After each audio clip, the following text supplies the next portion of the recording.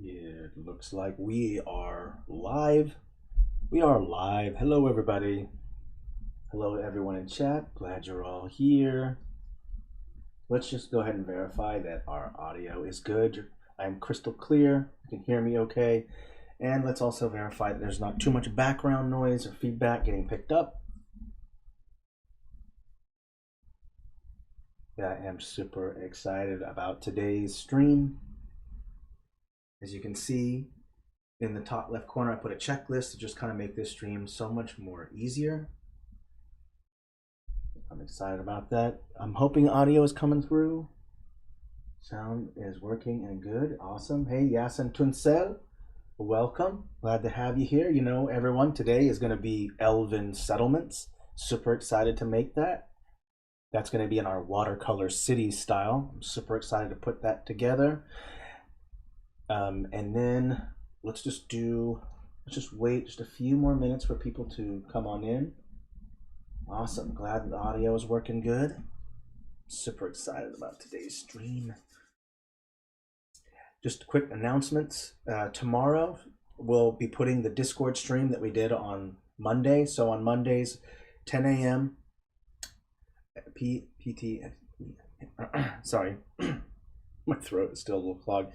On Mondays, we do a Discord stream, and we record that, and then I put that on Thursdays of that same week. So tomorrow, 10 a.m.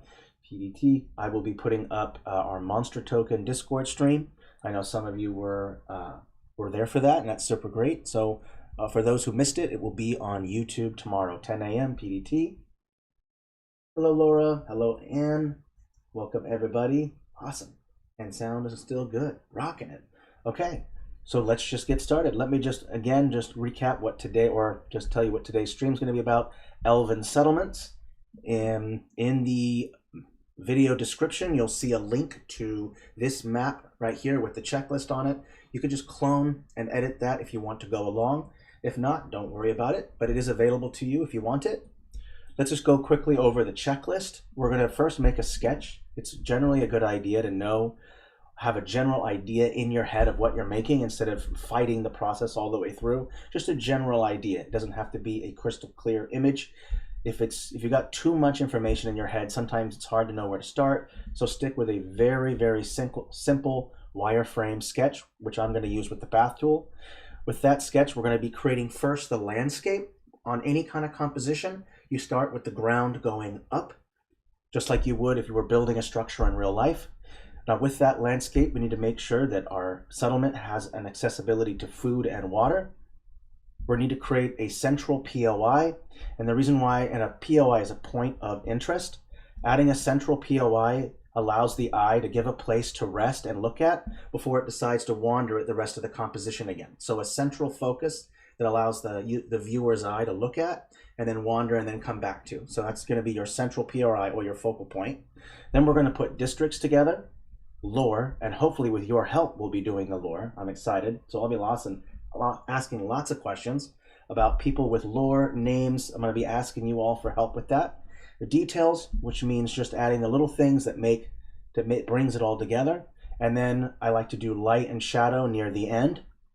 And then last but not least, filters to give that extra pop. All right, and for those who don't know, Philip is going to be manning the chat, so ask him. He'll be moderating. If you have any questions, I'll try to ask questions too if I can. I'll be keeping an eye on the chat. So let's just start right away. First thing I like to do is to fill up the entire map with either a BG or FG layer. This is the BG layer, which means background. If you go to that mask tool, you just press the M key, it should take you there. And I'm going to go with the shape rectangle. And I'm going to click, hold, and drag all the way across. And just press the add button or the A key. You can also use subtract with the D key. So add, press that A key or enter. And it's going to fill up your entire canvas with the add mode of the mask tool. Okay, so this is all the add mode. And the reason why I'm doing that is because I'll be making in my water sources around the sketch. So let's also start with making the sketch. I'm going to go over to the path tool, and I just like to use the path tool as just like a general sketch. Now, in my sketch, I need to include the food and the water sources. This is a Elven settlement. So I'm thinking some basic tropes. They live in the forest. It's going to be beautiful green forest. Maybe create like a beautiful pool or lake or something like that where a grand tree is coming out of, and then have that be the focal point, and then little districts that surround that main tree, that central POI. So I'll create, first I want to create like maybe the water. So we can call this maybe like a moon pool or a forest pool. This is just a general idea, a shape. From there, I want to also think about where I want my tree to be. So let's say I want to put my main tree, my main POI right here. And I want to have my districts maybe be just like this, going around the main part. And you can even add some little settlements along the edge like this as well, like fishermen, some docks, stuff like that. This is the general idea. And then we can also put some stuff under the water. So I'll be showing you how to do underwater as well. So this is just the general idea, right? So we've got the basic landscape, and I'm probably going to put rolling hills on this side, and then have maybe some small hills like this, so we can have some depth. And then that forest pool or moon pool or whatever we want to call it is going to be nestled in between those small hills and a larger hills at the top part. That's the general idea. I'm going to select all except for my checklist. I'm going to group it, and you can either press just the G key to quick group, or just do the hamburger menu and click that. And then always rename your group so you know what it is. I'm going to call it sketch. Press enter. Now it's labeled properly. Lots of groups means you should name them. Anyone has used Photoshop before, they know that if you have all these layers, which is the group equivalent, naming them helps you, because if you got 50 groups, you're going to say, oh, I don't want to click through all 30 of these groups to find out which group it is. After you've grouped as well, you can change the opacity just a little bit. I want just a little bit of the sketch there. I'm going to put it on layer -5 because I want to put everything else on top of it. And then last but not least, lock it. So that way, when I'm building on stuff, I can still see the guide. Eventually, I'll delete that guide as I go. So now the next step is to create the pool. So I'm just going to take the mask tool, M key, brush, subtract, use the circle brush, and just kind of go over the general outline here like this. I'm not making a giant city or anything. It's going to be just about a town, probably. A giant city takes a little bit more time. I only have 2 hours. Just start the basic shape first with a smaller brush. So this way you have the shape. This is how I quickly fill in something. You make the overall shape, and then you just increase the brush size, and then you just fill it in.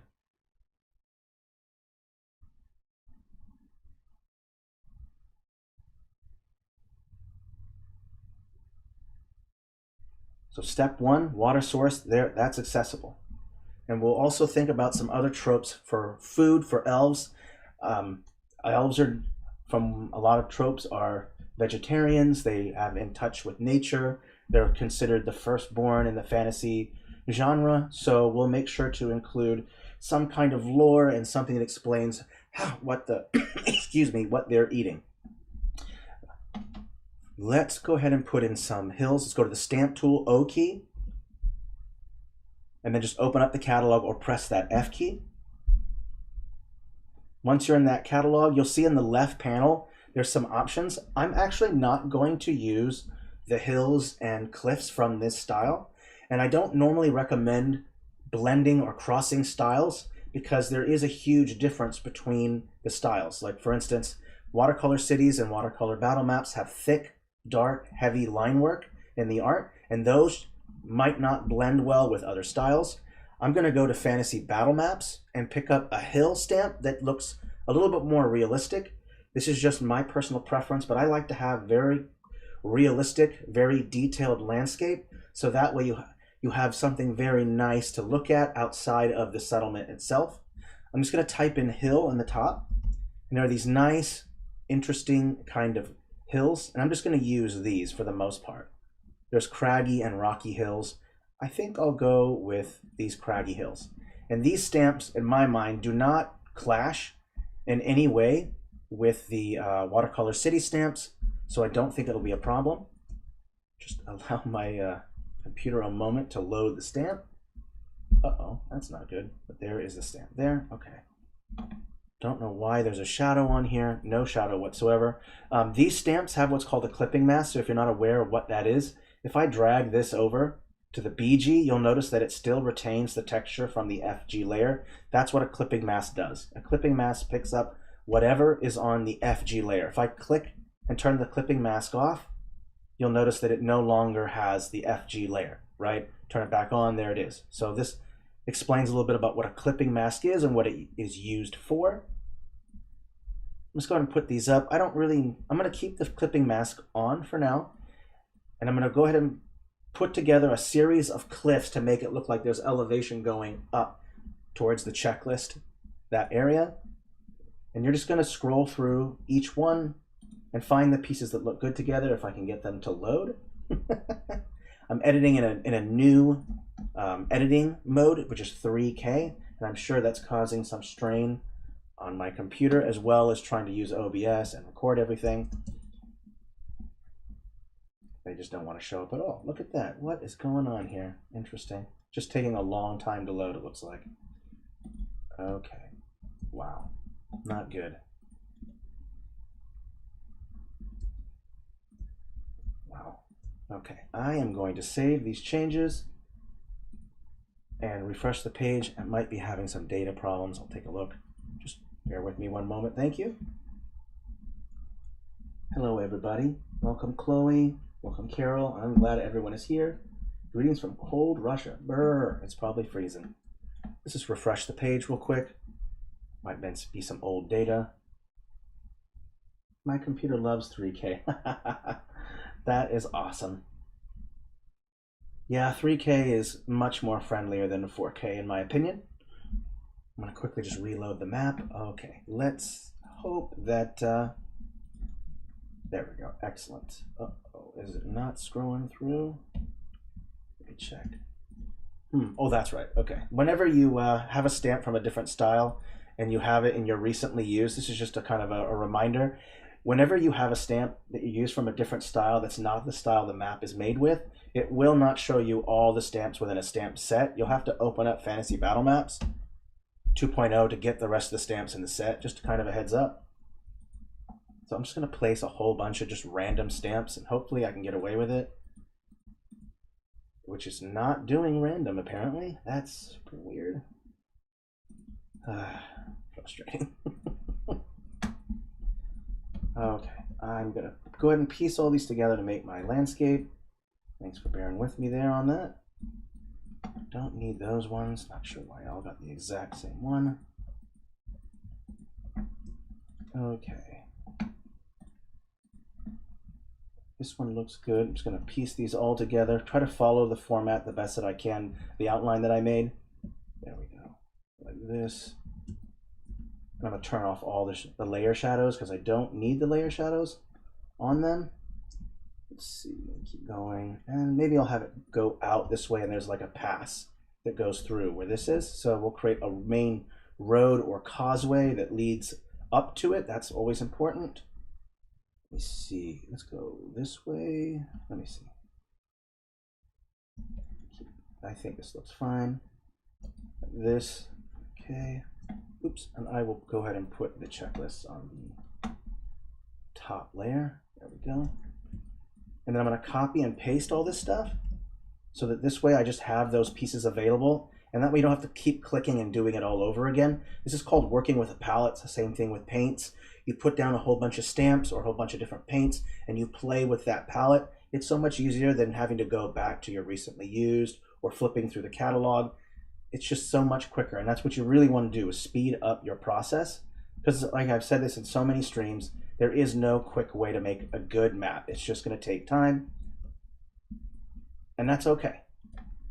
But you can absolutely speed up that process so it takes less time, which is a good thing. Especially if you're like a private contractor or trying to make your ends meet on trying to make great maps for the D&D community. Okay, so this is that pass. So there'll be a main road that's going to lead to here. So we'll make sure to put in some defenses, some walls here. Okay, let's curve another one around this way. Just kind of creating that landscape. Also, and there are other Discord or other YouTube streams, I think, that show you how to make terrain as well. I'll make sure to put the links to that video in the cards so when people rewatch, those will be available. Quick pro tip, let's say you want to select a whole bunch of a stamp at once, and I want to turn off the layer shadow for these. You just select one, hamburger menu, select, option, select all from the set. It will select everything within that set. That's even easier than going over here. You don't ever have to leave the canvas area, going left to right, switching. So you just select all from the hamburger menu, turn off none so that there's no shadow. I would prefer to paint my shadow in the end than to rely on these hills object shadows or layer shadows. It's just easier that way. And we'll go back in. We're going to type in cliff. I think there are some pre-made cliffs, or hill, actually, sorry, hill. Type that again. Right here, composite hills, and we'll use these as well.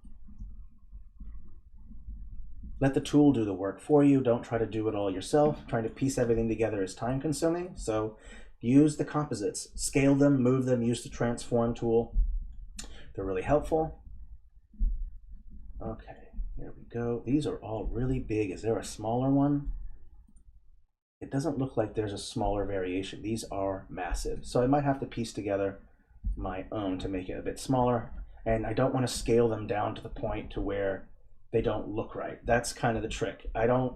If I was to use these composite ones, I'd have to scale them down, and then it would be out of scale with these hill stamps. So I'm going to try to avoid doing that. So we'll have to just piece our own, and that's okay.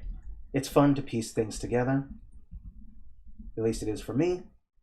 We're going to create a little kind of a grassy knoll, a knob. Let's not complete it. It's just up right here. We can put a tower, something fun there. And let's put another knoll, maybe just like this.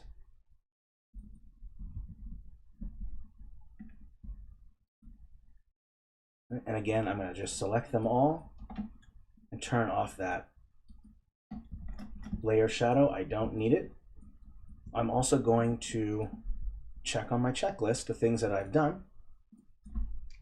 I've already done the sketch, so that is done. Perfect. Oh, I will change it so I can see it. Sketch done. Perfect. Okay. The landscape is coming along nicely. These hills look okay. This looks good. This looks good. We'll come in and fine tune more of the water later as the pool shape will come more together the more you add stamps. So you'll be editing that as you go. Okay, let's zoom in, take a look. If you don't know how to do zooming in, that's that mouse scroll wheel. That's how you zoom in and out. Extremely helpful. And don't forget to press that space bar if you want to pan, because let me tell you, it's painful and annoying to have to zoom in one section, zoom out, zoom into the next section. Don't do that. Space bar, click, hold, drag with the mouse. That's how you move around. Because what happens if you're working on something, you open up a tool, this thing's in the way, just move it over like that, or just close the tool. Okay, I'm gonna 67 changes, I'm gonna save.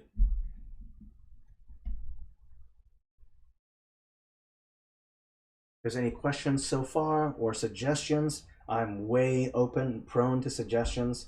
I think it's fun when people give suggestions. I'm definitely gonna be asking for lore once we get tiptoe closer and closer to step numero 6. So I'm excited about that. Let's go move on to putting in our central piece. The landscape is not done. Sometimes when on my checklist, I only just make the general outline of the landscape and then add more stamps, and the landscape becomes a little bit more clear when you have stamps to contrast, like structures, to contrast it against. So we'll actually come back to landscape. All right, let's go into the catalog and let's go ahead and add in our Central POI. So we'll go to Watercolor Cities style, and we're just going to work right now with the Elven style. So I'm going to click the entire Watercolor Cities and then just click the Elven toggle so that all of them are available. And I'm also going to expand all so that I have a view of all the stamps that I want to work with. Kind of let it load, take a look at all the beautiful stamps. Absolutely love this art style. It's so beautiful. And so there should be some composite stamps right here. These are like these tree composites. This is a giant tree.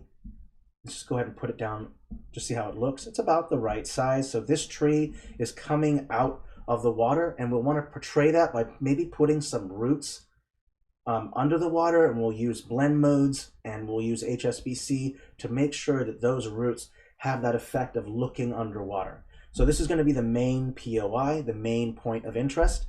We're going to put some platforms on top of this tree. We're going to create a central point on top of this. So it could be a tower, it could be a castle, it could be a elven lord or elven queen's manor or house. Doesn't matter. That will all depend on the lore that we want to work with. Or this is kind of an egalitarian society without hierarchical structures. Is it a society where there are lords and serfs? Just depends on how we're going to go about that. Think about that when you're making your city. Think about what the economic and the hierarchical structure is so that you can better figure out how to plan out your city planning. Those things are helpful. That's built into the lore. It's something as a world builder that you should think about so that it's easier. The more information that you know about your city or your settlement or whatever it might be, the easier it is to put down stamps. Instead of going through the catalog for 3 hours, scrolling through, and believe me, that's fun, but you might not have 3 hours. So knowing what you want helps you decide among the so many options, because there's just so many options in our art style and our packs. And that can be fun to go through, but it's not helpful if you have a deadline, right? So this is going to be our central POI right here, and we can add in some other platforms. Let's put down a central platform, and I think there are options in here. Here's some flat sections. Here we go. These are the platforms we're talking about, these wooden ones. I'm going to use the ones that have green in them because it kind of looks nice and it blends better with the green instead of without. That's just my opinion. Make sure it's set to the right layer. Always focus on your layers. Look to the right side and you'll see your objects panel. And just be mindful of where things are. You always want to make sure that if you're trying to stack something, you want your giant tree to be a layer below the platform that was going to be on top of it.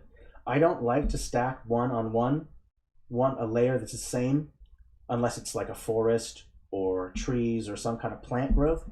So with making a city, I'm actually going to take this up to layer 2 so that it's on top. This can be the crown or the central piece. There can be something on top of it. If you don't want it to be symmetrical, if you don't want the city to be like circular and symmetrical, then put your central focus piece off to the side and then have the city cascading or the settlement cascading down the tree. So you could just say, let's just put it over here. I personally like asymmetry in my cities. Too much symmetry looks unnatural, and I do want even my man-made, elven-made structures to look somewhat fitting in with the nature or the environment around it.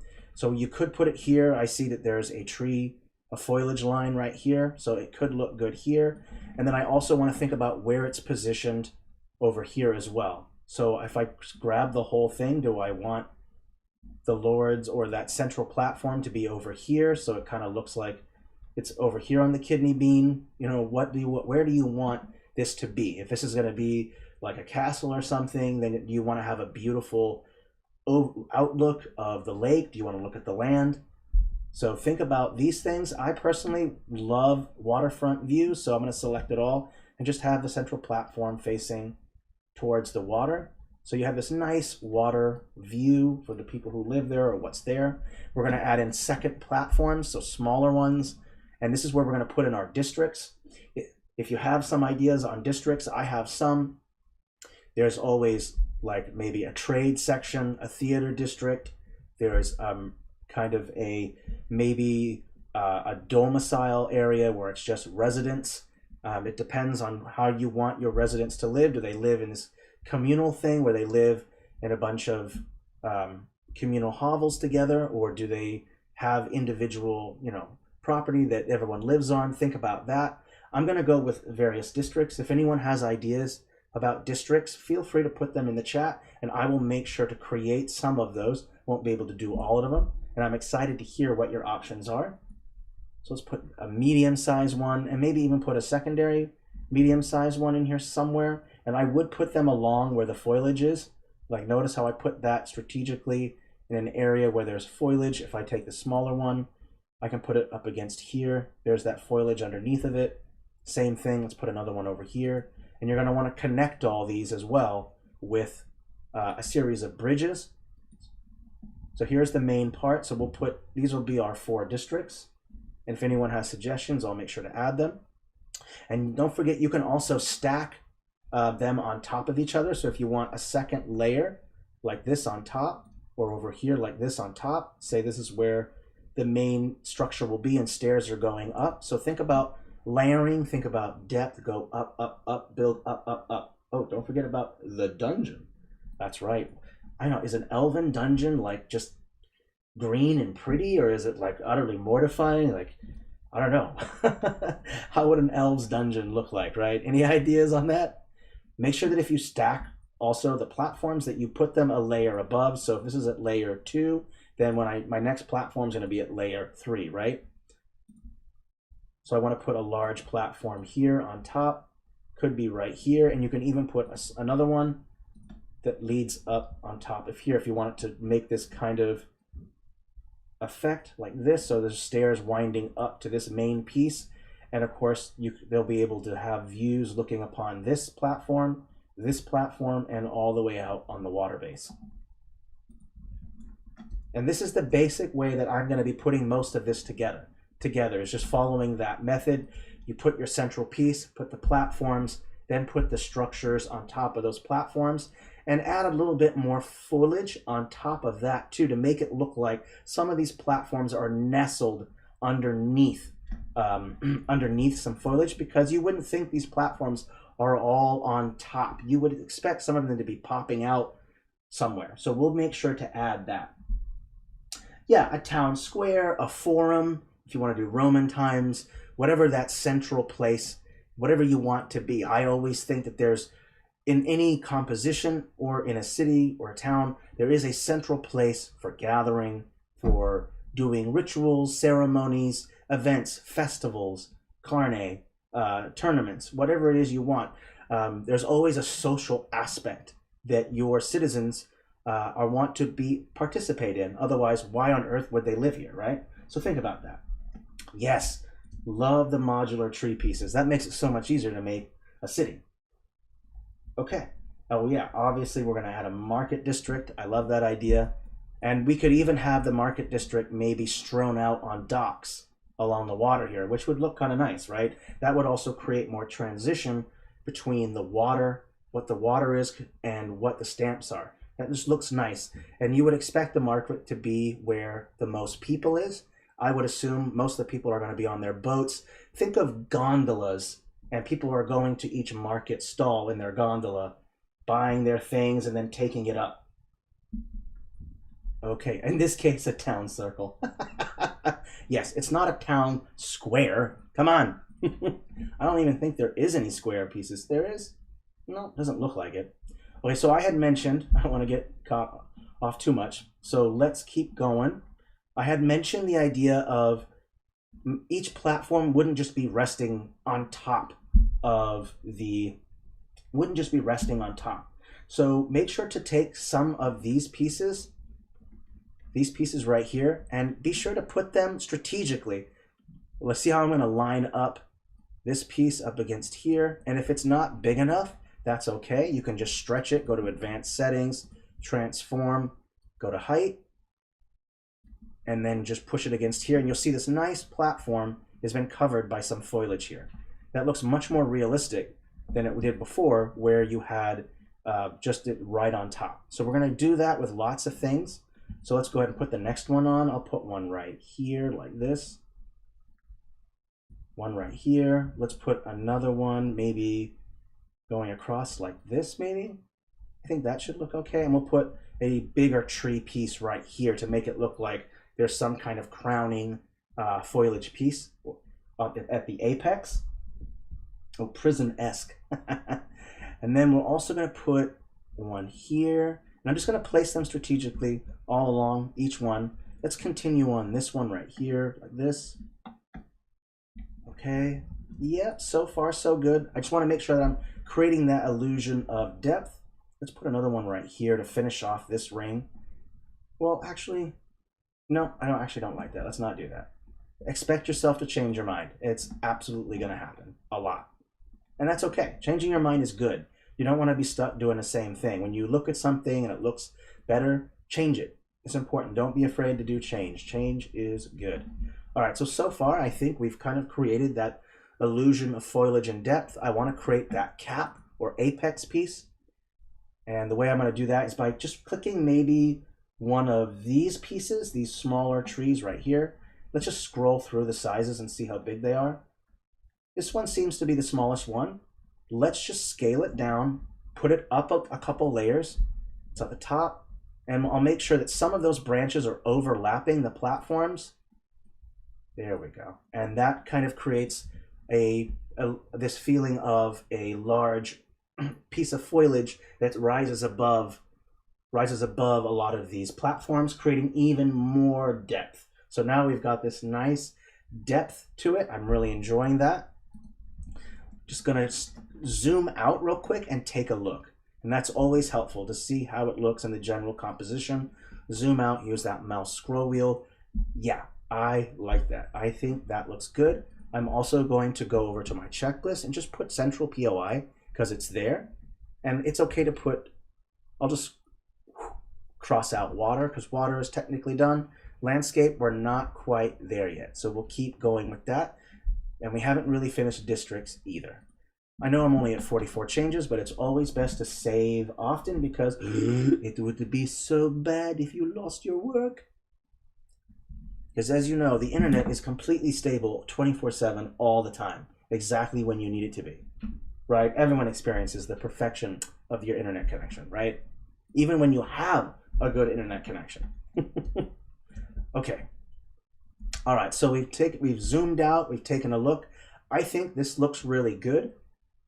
I think we're also going to want to factor in where this piece connects with the land. Should there be a bridge that goes across, or can this only be accessed by water via a gondola or boat? Me personally, I think it gives an extra sense of defense if there's no actual bridge that connects with the main part of the land. I think it's more interesting if we make it only accessible by water. So again, that makes it more defensible. And then I think I also want to put one last platform on the very top foliage maybe, and just make it maybe just a little bit smaller, scale it down, just a couple, not too much. And this can be like maybe a tower that looks high above everything else, and that way it has a good view. It can look and see if there's any defenses or anything like that.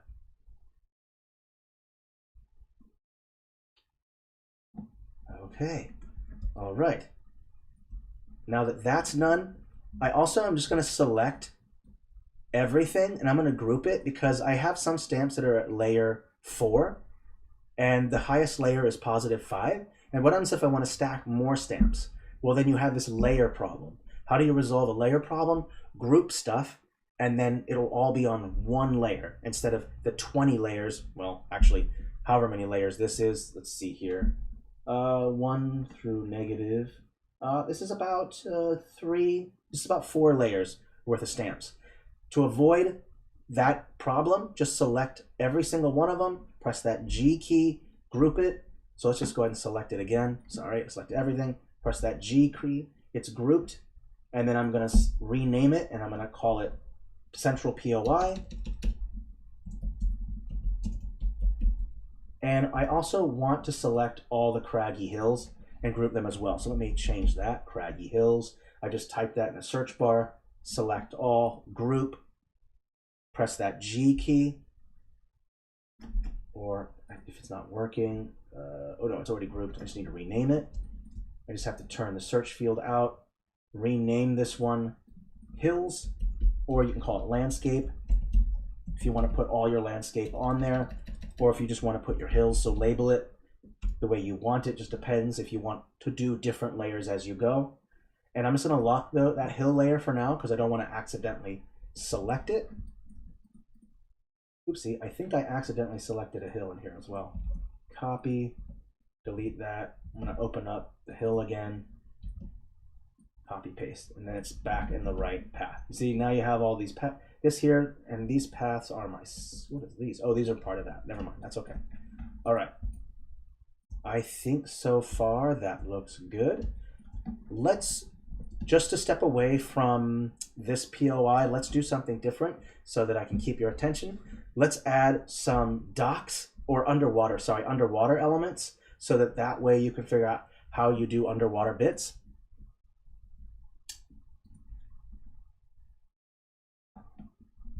So we have these big roots right here. These are going to work great. The Central POI is at layer 1, so why don't we put these down several more layers, because you're going to have docks and boats on top of those. So this is layer 3. For right now, I'm just going to place one. After you've placed it, I'm going to turn off the object shadow, and then I'm going to go over to filters so that I can change the HSB settings. I'm going to go up to the blend mode and choose luminosity, and you'll notice that luminosity blend mode is going to pick up whatever texture is below it. So if I move this to here, it's going to pick up that green texture. If I put it on top of all this stuff, it's going to pick up whatever colors underneath it, right? So that is how I do underwater, but it's not enough. See, there's a distortion from the lack of oxygen in the water, and that's what causes your eye to see things blurry under the water, is that lack of oxygen. Our eyes are heavily dependent on oxygen to focus, and so it's hard to focus underwater, and even when you're looking at something underwater, it can be distorted. So the way to do that is to change the contrast, and by changing that contrast, I'm removing some of the thickness of the lines, and I also want to maybe change the brightness as well. I can bring it up or bring it down if you want it to be dark. It's up to you how you want to go about it. And you can also drop that opacity too, if you want to make it look like it's further down. The higher it up, like the closer it is to the surface, the more opaque it will be. If you drop the opaqueness of the stamp, the farther underwater that is. That is how you determine depth. Now that we've done that, we can go ahead and do it to all of these. I'm going to make sure that I change the setting to luminosity again, turn off the shadows. And I'm going to go ahead and place these strategically and make sure that they're underneath again. And these are the roots that are going to be underwater. Let's put one over here. And I'm going to put a whole bunch. Put some here. And if you have them set to a low opacity, know that if you stack them, you'll see them underneath each other. So make sure that if you don't want that, don't put them next to each other, or change the HSB settings to the way you want them so that it does work. And that's entirely a matter of personal preference, which way you want to go about it. Oopsie, I still had that one selected. Also going to be rotating this one. So we have more and more this underwater. It kind of looks good. We'll be adding more things to create more transition. Maybe we'll look at using mask effects to make the water look better. Thank you very much. I appreciate it. We have a good crew today in chat. Awesome. All the best people are here. I love it. Okay, let's keep adding just a couple more parts to make it look underwater. Like this. I'm just going to keep adding more. I want to make it look kind of grand, like there's a lot, so we'll keep adding more. I think that should be enough for now. And let's go ahead and just select all these roots. And I'm just going to group them right away. So just press that G key. I'm going to rename them and call it roots. I've also locked it so I don't accidentally touch it. And this is a way of organizing your map so that you don't have to like go over with your mouse with the select tool and try to find make sure that you've hit the right selection box. Okay, so grouping and organizing in this way just makes it so much easier for you to edit your map. And I am guilty of not organizing my maps. If anyone has cloned and edited any of my maps, I don't always follow through with this. So, so please call me out. Call me out. I absolutely do not do this. I should group and rename more often, but I don't.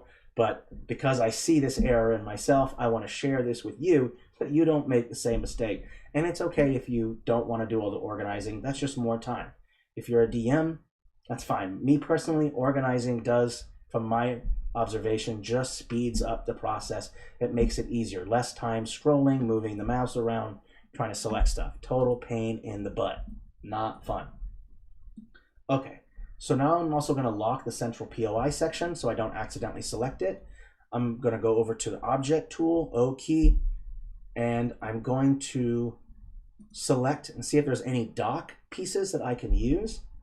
Let's just open up the catalog and take a look. I'm sure there's some nice wooden pieces that we can do. Let's just make a series of docks where all our elven ships and gondolas and our market stalls are going to be. Let's just scroll through the list. I'm seeing these bridge pieces. These look really cool, but they're not going to work for docks. I don't think so. And that's okay. If they don't, then we move other stamps. Not everything you're going to want is going to be in one pack. You're going to have to switch over. So I'm just going to remove elves and just select everything and look for this because I don't remember the name of these. Does not, in fact, organize. Me. I do not do that, or at least not enough. I am going to go through some shacks. I think there's some brown or wooden pieces that look really good for docks. I just have to scroll through and find it real quick. I forgot the name of them. It's on Expand All, so let's see if I can find them. Here they are right here. This one right here. To me, this is a shack, but it's got 4 posts on the end of it, so it kind of, in my opinion, resembles a dock. Let's also verify that when I connect this piece up against here, that it goes over it. And then the next part too is to create some dock formations that can both hold markets, hold people, and also have access to walk. So the people who run the markets, you know, do they gondola to their shop or do they walk on a dock to get to their shop from this main POI? So think about what's called flow of traffic. How do people maneuver around? If you clutter it up to where there's no real room to see a road or a path or anything like that, that kind of clutter distorts and it makes it busy and it's hard. Negative space like roads, paths, and stuff like that helps to create contrast with positive space, which is going to be basically stamps. Stamps, positive space, textures, that's going to be your negative space. Okay? All right. So now I've picked the dock stamp that I like, and I'm just going to create a series of docks that branch off of this, and I'm going to make sure I turn the random off, turn off the random rotation. I don't want any of that stuff. I'm just going to close this, and I'm going to put these docks together. Actually, I'm going to copy and paste. It's going to be a lot easier. Let's just create a nice long dock that goes out here. And we also want to make sure that there's another one. And in between these spaces, we can probably put some markets or some walkways. Let's actually put these together and look like they're connected to each other leading out. Because you want room. Let's say that this area right here is, we'll put some boats in here. And we also want to think about docks that are functional for just parking your boat. You don't just want docks that only have markets. You want functional docks where your boats go. Okay, and now that I've put these together, remember I mentioned earlier about palette, taking your palette, copy, paste, and just put it somewhere else. Put one here like this, up against here, or you can put it like that. Up to you, which way you want to go about it. I'm going to copy and paste again, rotate, maybe put another one right here. And I'm going to actually put the posts over one of the posts, so at least it matches. If I put it over like this, you'll see some overlap from a stamp, and that might not look good. It is always a pro tip in my mind that you line up the art, that you line up the line art so that it matches with the other. So 2 stamps that have line art, match those lines or those elements together so it looks like they come together better instead of just a sticker that you've thrown on top of it.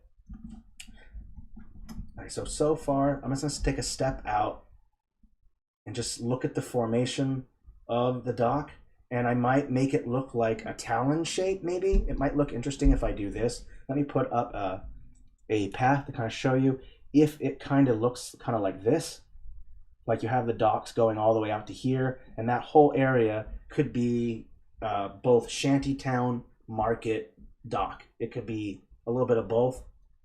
Just depends what you want to put there. So that's kind of the general idea. And it kind of creates this interesting shape instead of just a circle, just boom. So it will make that shape look better. And it also, you'll notice there's a curve, because I have noticed in art that when you create a kind of curves of a natural feel to it, they look good, and implementing curves into your composition makes it easier and better for the eye of the viewer to look at. So always think about adding some kind of curves, soft or hard curves, into your map, so that it will also draw the attention, curve their eye into the central POI. They'll look at this dock, they'll meander around the composition, and then boom, their eye will rest on the main thing here. So think about the general composition and how the eye is going to look at that. And the way that I do that is just looking at the map, seeing what things pop out the most. As a general rule of thumb, the point that's going to catch the eye the most is going to be the lightest light against the darkest dark. And right now, the lightest light against the darkest dark is pretty much these dark shadows from these platforms against this water. So whenever I'm looking at this overall composition, my eyes look at all this junk, and then boom, I immediately go to these hard black outlines from these things against this kind of blue. Okay, let's go ahead and delete these paths. We don't need them, just to show you what I'm doing. It's okay if you don't, it's okay if you don't group everything, name it, and organize everything. Like, especially if you're not used to doing it. Just try doing it once in a while with one of your maps here and there instead of all your maps, just so you get a general feel for it, and you can also see the difference. Like, do you actually work quicker when you have a map that's organized, or do you not? Maybe you like the mess that is your brain.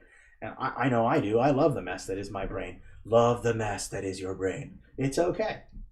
It's all right. Just do what works best for you, because, there's different boats for different folks. I mean, everyone does things differently. Find the method of mapping or creation that works best for you. Okay, let's continue on that dock. And just, if you get tired of doing one thing, you can always go back to another. And believe me, that is going to happen. You are going to get bored. You're going to be like, I've been doing docks for the past 20 minutes. Okay, go do something else on your map, right? So if you get tired of docks and you don't want to do that anymore, or whatever it is you're doing, shift over to something else. Why don't we put down something on one of these platforms, so that way there's something there? We can go open up that catalog, press that O key. Did we decide what we want on? I know I decided that what we wanted on this central piece right here. So maybe let's go put like a tower of some kind, and that's kind of like the main outlook post where the elves have the highest vantage point, and they're looking out so that if they are being attacked, armies, monsters, unnatural weather events, gaseous clouds, troll farts, I don't know, whatever it is that you need to be keeping an eye out for, that's going to be the lookout point. So I'm going to go back to the elves because we're using that elves pack. Is there any way to import a sketch and use it as a reference? Absolutely. Just import it as a custom stamp. Put it on the lowest layer, -5, and then drop the opacity, and then lock it, and then just build on top of it. That'd be my suggestion, Alan. Okay. All right. So let's go through our list. I'm going to also show titles, because when you don't know what something is, that can be confusing. What's up, Doc? Good one, expat. What's up, Doc? All right, so I put on all the titles so that I know what things are, because sometimes in a set there's so many options and you don't know what something is. It could be anything, right? And you're not sure. Turning on that show titles allows you to look at what something is, so that maybe you don't have to try to use too much of your imagination if you don't want to. Sometimes you don't want to try to figure out what everything is and piece it together. Looking at the title kind of cuts down that time, unless you already have in mind what you want to put. Me personally, I want to put some kind of tower, and it's hard to portray depth of a tower without shadows, so we'll go over that later. Let's maybe use some of these domes. Let me look at these domes and maybe have this be the top of a tower. These are huge. That doesn't really work. Let's go with a smaller dome. And I'm also going to factor in what color I want it to be. There's a lot of dark colors. Let's put one down and just kind of look and see what they look like against the platforms. And we're going to choose which one we think looks best, just seeing how the color palette works. So I look at this platform, how does it work with this dome? I think I like this dome the most. I'm going to drop it down in size and just put it right on top of here. And we can add other things too. And we will be putting a shadow to show that this is a tower by making a nice, long, elongated shadow to represent that this building is tall. It is a large elven spire. Okay, let's delete these and make sure that it is centered, and we'll make sure to put some staircases that maybe hides into the foliage. Since we're working on the tower, let's just go right to it and type in stairs in that catalog.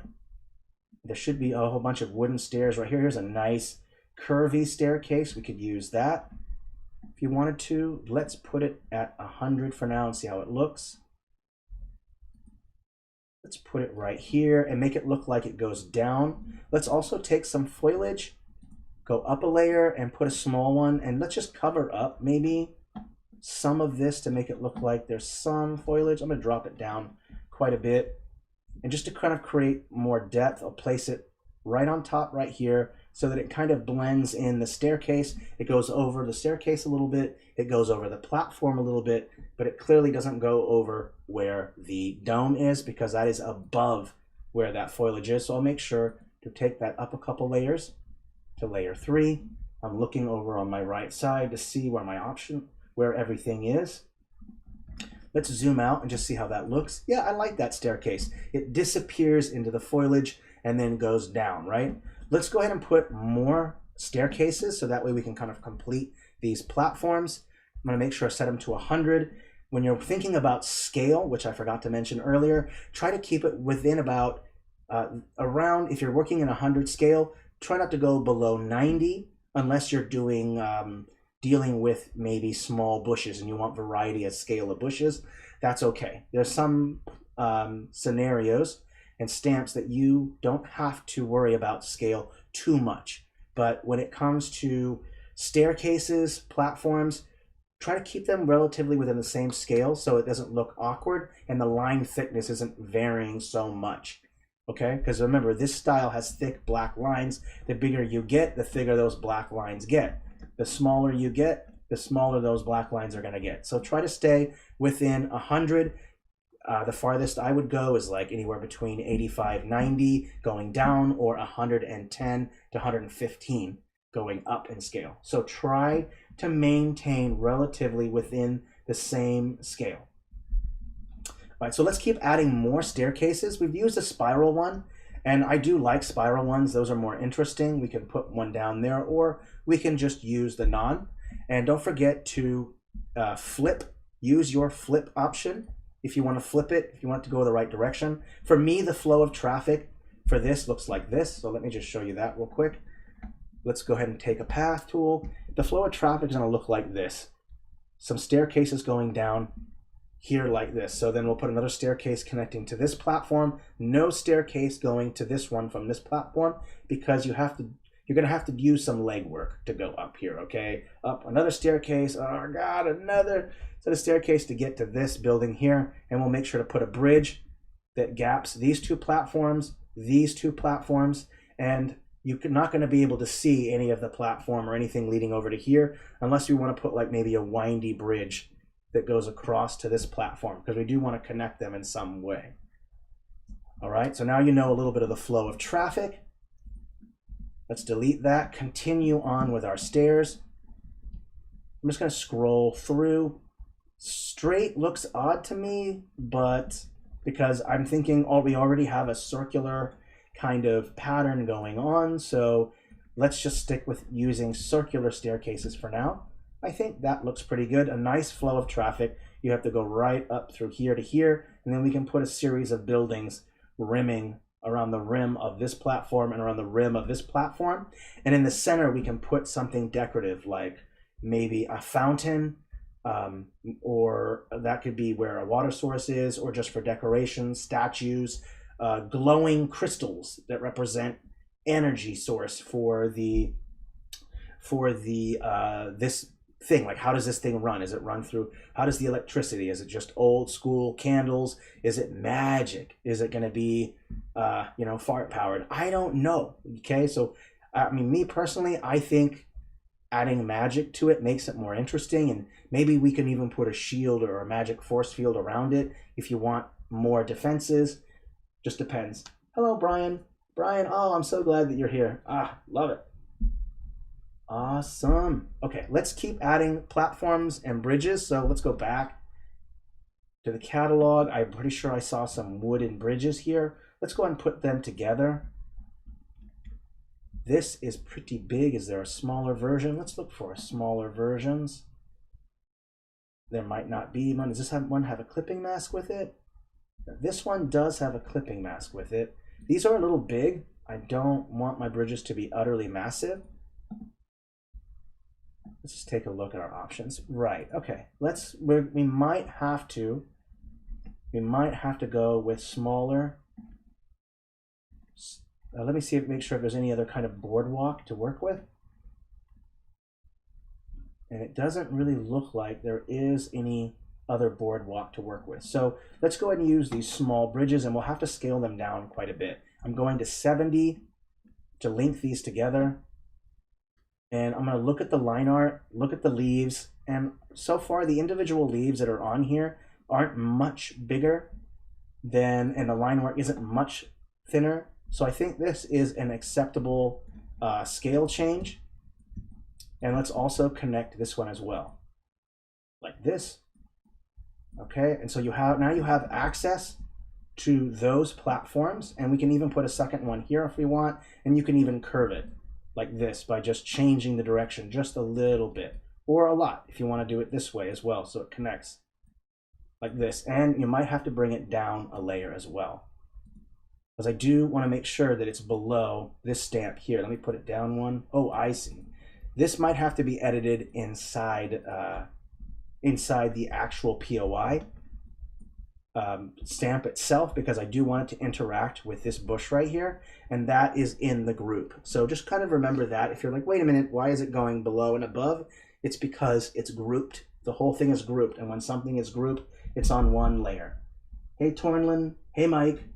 Hey, new peeps. Love it. I hope everyone is doing okay. Don't forget, if you got any questions, feel free to ask. Feel free to ask Philip. Cheryl is also a mentor on our Discord server, so feel free to ask her as well. And hey, please go check out our Discord server. It is amazing. Everyone is super duper duper nice except me. I'm a total jerk, but everyone else is nice, so talk with them. All right, we're at 96 changes. I think we should save. That'd be a good idea. We're gonna wait. Okay, let's go back to docs. I think I've explained the general idea about this. We've kind of completed these platform areas. Maybe we can come back and address this. In fact, let's just do it now anyway. Let's go down, go to our Central POI. Okay, now everything should be editable on this, and we're gonna go ahead and put down those these bridges. Let's make sure we scale it down to the same size one before. And I'm going to put one going out right here like this. Look for that opening right there, and then we'll take another one. I'm going to curve it to where it connects like this, and I'm going to make sure that it's a layer below, so we'll go down a layer. Oopsie, we might have to go up one there and then go up a layer with this tree part right here. Where is that foliage at? It's one of these ones. Let me find it. There it is right there. Let's take this up several layers. There we go. And now you have the shadow from that stamp affecting this bridge piece, because that is what we want. Shadows help to portray depth. So that's how you know this platform is below, this bridge is below this foliage because its shadow is projected onto those stamps. That's really important. Honestly, I don't really care for this. I feel like it should be curved even more. It just looks like a, yeah, just, I don't know. There's something about it I don't like. One thing we could do, and it could severely ruin it and warp it, so let's just test it out, is by making these pieces a bit smaller. So let's go to our stamp options, go to transform and change the height. Now this is severely going to warp your stamp, so just kind of remember that. And if we want to get more curves, you're going to need more pieces. These look really, really warped and out of proportion to me, so it might not work, but let's just try changing a bunch of these, copy, paste, and just keep rotating them 10 degrees each. Copy, paste, another 10 degrees, or even more if you want. And then you have a more natural looking curve. But this wood is severely warped. So if that doesn't look good, you can, if you want, instead use these docks, because these also look like planks or walking if you don't want to.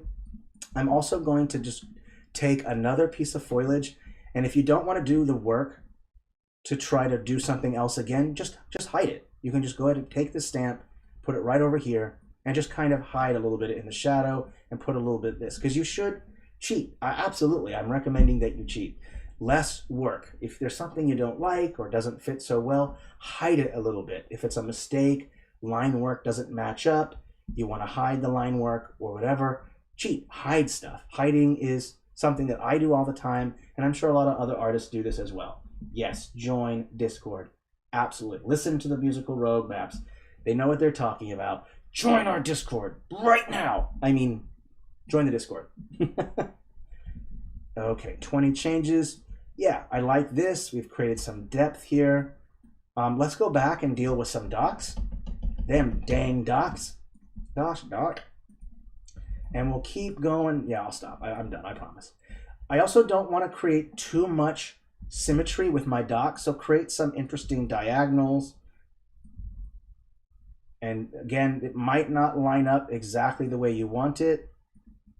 I might have to stretch this a little bit, so let's take the height, stretch this one just a hair, stretch it, stretch it, stretch it, so I can get it to connect right. There we go. Line up those little squares on the end. And so you have this nice curve, because we have this nice circular, there's lots of curves going on, some straight lines to help mitigate all the curves. All right, and we have straight lines from these docks because you'd want a mix of both curves and straight lines. And that way it kind of mitigates it. If it's all curves, then it looks a little too curvy, I guess. And if there's too many straight lines, then it looks too symmetrical or too straight.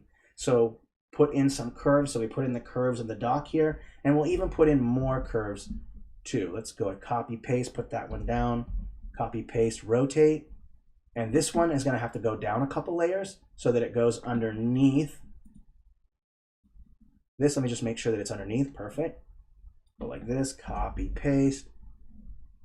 So now you have some curves there, and it goes all the way underneath, of course. And we could even add even some more curves. Let's just copy and paste this. Remember, we're working with a palette. Just copy and paste. And let's just add a little bit more. We'll put it in like this, copy, paste, do it again. Curve it even more, going out like this. Okay, I think that looks good. So you've left room to put some shops, some walking room. You're going to want to put some markets lining along here, some gondolas. There's some, yo, what's up, boys? What's up, White? Okay, good to have you. Let's also take a couple of these and have them branching out like this, copy, paste. Oops, there we go. Rotate it a little bit so it's lined up with the line work. One going like this, copy, paste another one, and going out like this. There we go. This looks good to me. Yeah, there we go. So now you also have some dots going out like this. Let's just take a zoom, let's just zoom out and take a look how the composition is going. But no, there is a whole triangle of water blocked from accessing.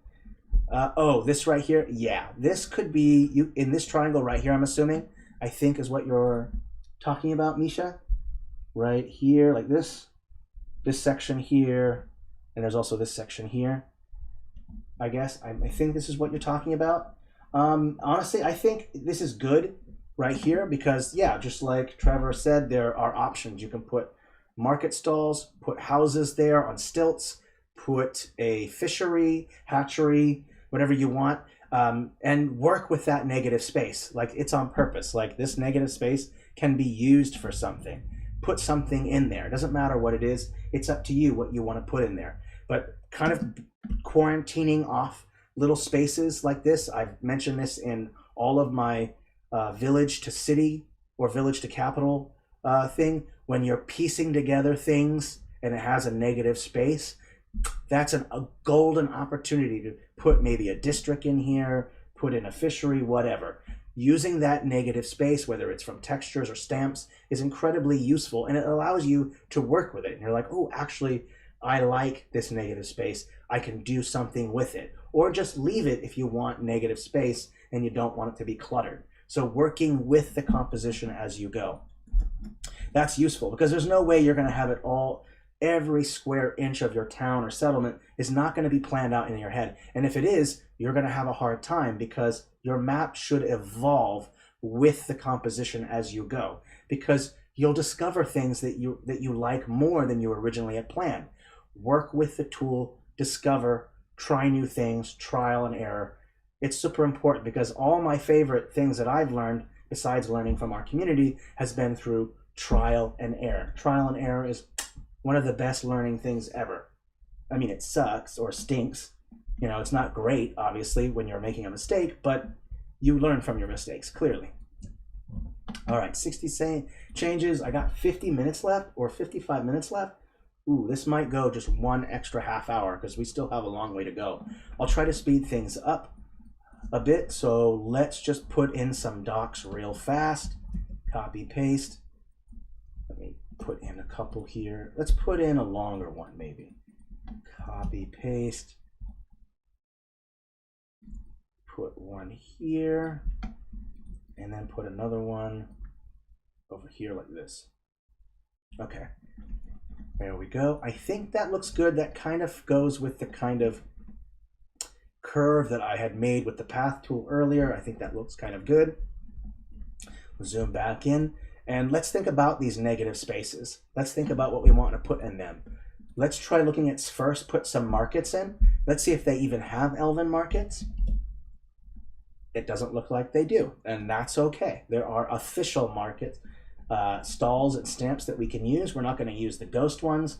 Let's use these ones with the details. I'm not going to use Gothic Horror. They're a little bit darker, a little bit grimmer. Let's use these brighter colors. So let's put one down first. Let's just check the layer. Is it on top? I think so. This is at layer 1. The doc's at layer 1. Okay, I don't want these to be on the same layer. Let's take it up to layer 2. Now I'm going to go ahead and put some stalls in some certain areas. Like maybe there's a stall here, and I want to make sure there's enough room for a boat to come in and look at the wares, or if you want to go by foot on the dock and look at the wares of the person. That's up to you. So let's just put a couple of those first. I'll put another one right here. Let's put one maybe against here like this. Put one in this corner. Just put a couple more, maybe one in this corner should look good. And here's a circular one. Let's put it on the corner maybe, right here. So some of it's on the dock and some of it's in the water. Let's put another one on this edge right here. Let's just keep going. Let's put another yellow one right here. And we're also going to factor in where the boats are going to be stored. So think of what's called a marina. A marina is where you store boats or where you leave them if you're not using them. So we could have this section right here be the marina where all the boats get stored, that section. And then this section over here is going to be market. This section right here is going to be market. Okay. And then this is the marina part where the boats get tethered in. And we can add more docks as we go along. Let's go ahead and delete these paths, just there to show you what I'm talking about. Let's add in a couple boats so that we see how the scale is and we didn't make any mistakes. So let's add in, let's go ahead and turn this off. Let's go back to elves. Okay, let's close this. And I think there should be some boats. Let's type in boat just to verify. And I don't want to use, okay, let's try ship maybe. Ah, there we go. Okay, let's see how big these things are. Oh, these are absolutely massive. So these look like ships and not boats. Okay, and ships, there's no need to really have a ship, in my opinion, in a lake this big because there's just not enough water. Okay, you probably don't need a massive ship. So instead, we're going to go ahead and select all and just type in boat and just check our generic boats that we have in the style. These small long ones and these shorter ones, these are going to work just fine. Let's just take a look at the size. And it looks like maybe about 1 or 2 boats at a time can fit into this little watery area to look at a wear, and that's okay. Maybe you don't want, as a store owner, don't want 30 people, 30 boats stacked in, and someone runs off with the goods on their boat. It's gonna be frustrating. You only want maybe a couple people to look at the wares, and that way you can kind of keep an eye as a market owner, as a store owner or storefront owner or market owner. So I'll put in a couple. Let's put one here. Let's put one checking out the wares in here. Maybe one's on its way out, going away. Let's maybe put in a longer one. Let's say the longer one is right here, and it's kind of checking out that one. Let's put one here. Let's put a couple maybe tethered up against here, like this. And this is the way that I like to do my boats and marinas. I like to have them tethered against these posts, and you just use the path tool for that because you don't want to have to try to use rope. Just use a black, thick, or thin line. Make sure you turn off the shadow. Oh, just pro tip real quick. Put down a path first and then edit it. And this way you can kind of see what it looks like. So that line looks a little thick for a rope, so we can bring it down. Make sure the opacity is all the way up. Opaque, 100% or 1, because you don't want the rope to be see-through unless it's some special rope, but I don't think so. So for the ones that are tethered or tied to the dock, just take a path and just go like this up against here. Take another path, put it up against here, and here like this. And that way it looks like these boats are tethered. I'm going to group this and then copy and paste so that I don't have to make a path every single time. I just have to copy and paste and put these on like this. So copy, paste, and that way you don't have to make the path every time. And you can you can group these together so the rope doesn't look the same every time too. If you're like, wait a minute, is this the same rope every single time? That's okay, just group some of these, put them together, and that way the rope doesn't look the same. Okay, let's take a zoom out and see how it looks so far. It's filling out nicely. We have about 50 minutes. Like I said, this might extend onward to maybe closer to another hour and a half, another hour and 15 minutes. I'll try to speed things up. Now, if you get again, whenever you get tired of making something, you just move on to something else. I'm at 65 changes. I'm just going to save, and I'm going to go ahead and move on to the Central POI. And I'm going to do this real quickly. If anyone has suggestions for districts or assets, is there a favorite elf? Is there a favorite elf stamp that you like? Please let me know. Let's go ahead and turn off the search option. You just click that X button. I'm going to go in, turn off all of it, and go right into elves because that's the stamps we want to work with.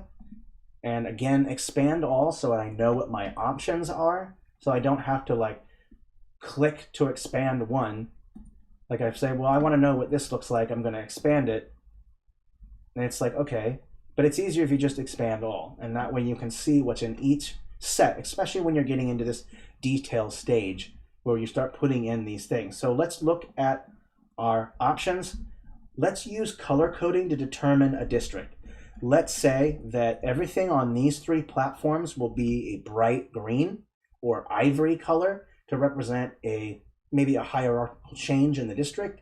and then we can switch and make another platform have maybe a different color, and then switch over to maybe wood structures to represent maybe a different hierarchical structure or hierarchical area where people are a little bit don't have as much wealth. I don't know, it just depends if you want an egalitarian society or not, just depends. Let's go in. I mean, everyone wants an egalitarian society, right? Let's look at our buildings, and some of them might be really big, so we have to look at these. I'm going to scale them through. They are absolutely massive, and that's okay. If they're way too big, and this one has kind of a stone to it, I don't really want stone. I would prefer wood, so let's not use that, or use the ones that don't have it. Let me look at white. Are there some ivory structures in here? Let me take a look real quick. These are small buildings, medium. Let's go scroll through our options and just see what we want here. I'm seeing an inn. There's a griffin rider den. Oh, that's super cool. The snail dome. Is there snail racing going on there? Snail racing is... you got to do snail racing. Mages Guild, Big Fighters Guild. Let me take a look. Watermills, windmills. Ooh, a windmill? Putting a windmill somewhere might not be a bad idea, right? Let's take a look. Oh, so many awesome options. Inns, a fighter guild, leatherwork. Ooh, wow. What do we want to put up here? Is there any kind of a castle or anything? I'm not really seeing that. That's okay if you don't. I do think white, an ivory color for the building might work best though, because it will pop out against the darkness of the green. It will really kind of pop out. I'm using that contrast. So let's just use these medium size buildings and piece a couple of them together. Now I don't know. Let's just place it down and see how it looks against there. I don't know. Let's also put down maybe a green building and just see how it looks against it. Let's go back up. Where are you? Here we go. Fancy buildings. Let me see how they look. I kind of like the fancy buildings, though they are absolutely huge in comparison. And that's okay. We'll scroll through. And again, it's all right to change the scale. Just remember, try not to scale too much. I do like this kind of platformy one. Let's just bring this down just a hair. Make sure that it's on top. And I'm going to rotate it to where the platform can be reached up to here, and we might want to consider even adding in a staircase that leads up to that, and this view that it looks out maybe at the docks, and then you have a view looking out across the main central piece, and there's a nice little deck right here in the front if you want to go out there and enjoy your vegetables. All right, let's go check out staircases so that we have a little more transition there. I think there should be some stairs. Let me check. Are there green stairs? Doesn't look like it, just white ones. Let me try clicking in stair in the search bar. Can you change the color on the building somehow? You can with a hue, but here, let me show you real quick. So, real quick, Trevor. Okay, so this color right here, you see this building right here? Go over to selection tool, go to filter, hue. So if I select this hue slider, it's going to change the color. But there's some caveats with changing the hue. If there's any natural color wood, that will change as well. The whole stamp is going to change its hue. So there's caveats. Also notice that if there's any gray or a lot of gray, gray will not be affected by the hue slider. Pro tip, okay? I'm going to keep it at its original color. There's no need for me to change it, but hue is the way to go. And yes, it is a pro feature, absolutely. Okay, let's go back to here. We're going to type in stair. We're going to look at our stair options. None look green to me. They all look kind of white, and that's okay. We can fix that. Let's have this go to right. Oh, maybe we might have to do some changing. I'm going to change this right here to luminosity, I think. Let's just see how it works. That way that stair has some green in it, and I'm also going to continue on this staircase by putting it right here, so at least it continues onward like that. So now you have direct, and let's also change the brightness.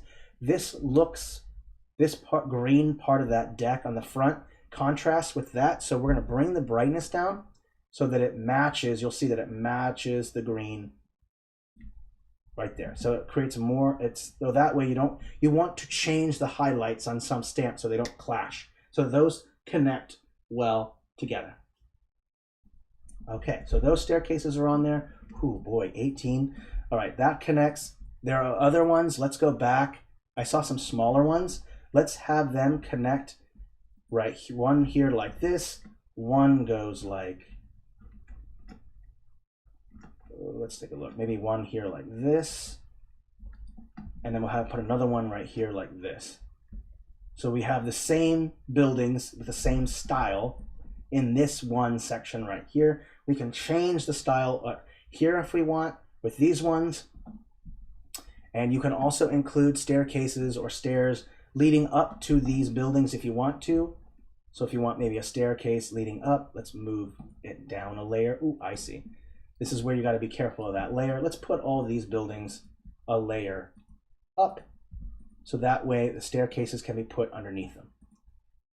Okay, so if you want to put a staircase leading up to this one like this, or if you want to add another staircase leading up to this one, like a long staircase leading up to this one, or a staircase leading up to this one on the side. It's up to you way you want to go about that. So now you want to make sure that there's access points, like how do you enter this building? Stairs are a great way to show how you enter a top-down building, because it says, must be where the entrance is. I've used stairs because the doors are going to be hidden by the overhang of the roof. So you're not going to know where the doors are. Stairs are the way to show where your entrances are. Okay, you can even add in like a crazy spiral run that leads up into this one if you want, like this. Personally, I think it's going to get too cluttered, so I don't want to do that too much. I'm going to push this one even further in, push this one a little farther away. There's a central part right here. Let's go ahead and put this one even farther in because I want some room, and there should be a fountain. Let me check if there is a fountain. There is, and they're kind of more like an eye socket than circular. That's kind of unfortunate. I am not going to use that for these ones. There are other fountains and other styles. I'm just going to use these ones because it fits well, fits a little better with the platforms. I'm going to rotate. There's not much walking room between here and here, so we might have to change that up by pushing this farther away, and maybe even pushing this thing a little bit farther away, put it on the edge, move this here so that the curve more connects straight up with that, like this. Okay, there we go. So you go up against here, this is central a little bit more. There's some walking room. Just want to make sure there is room.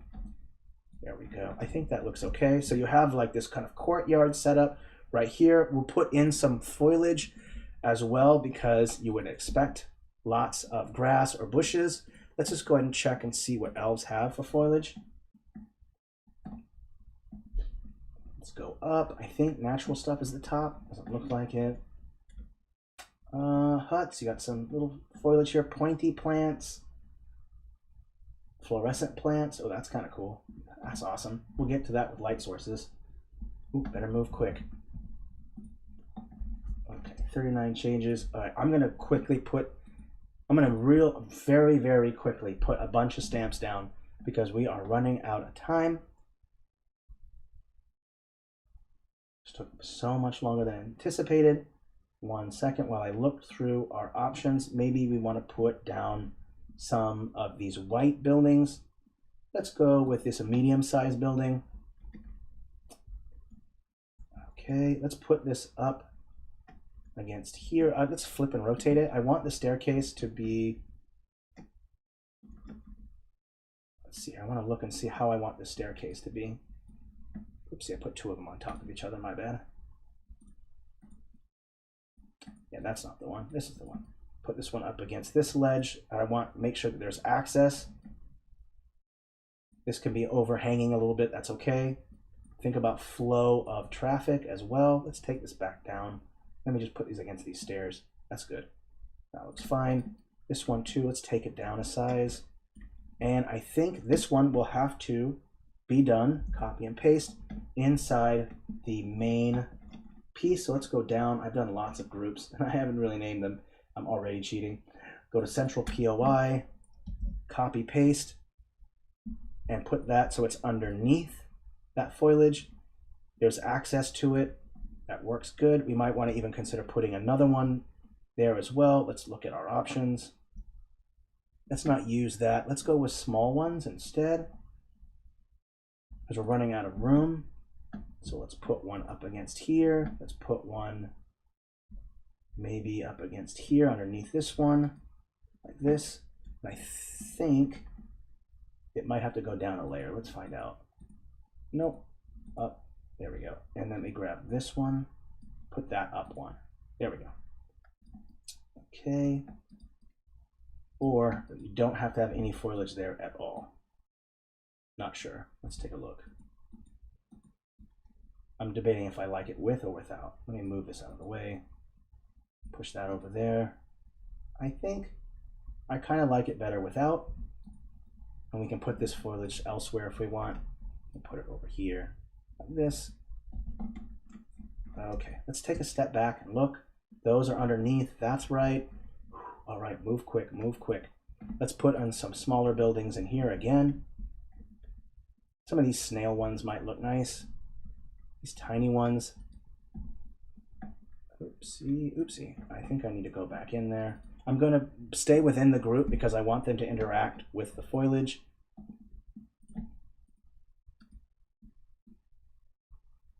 That needs to go up. Oopsie. Up, not down. There we go. Up.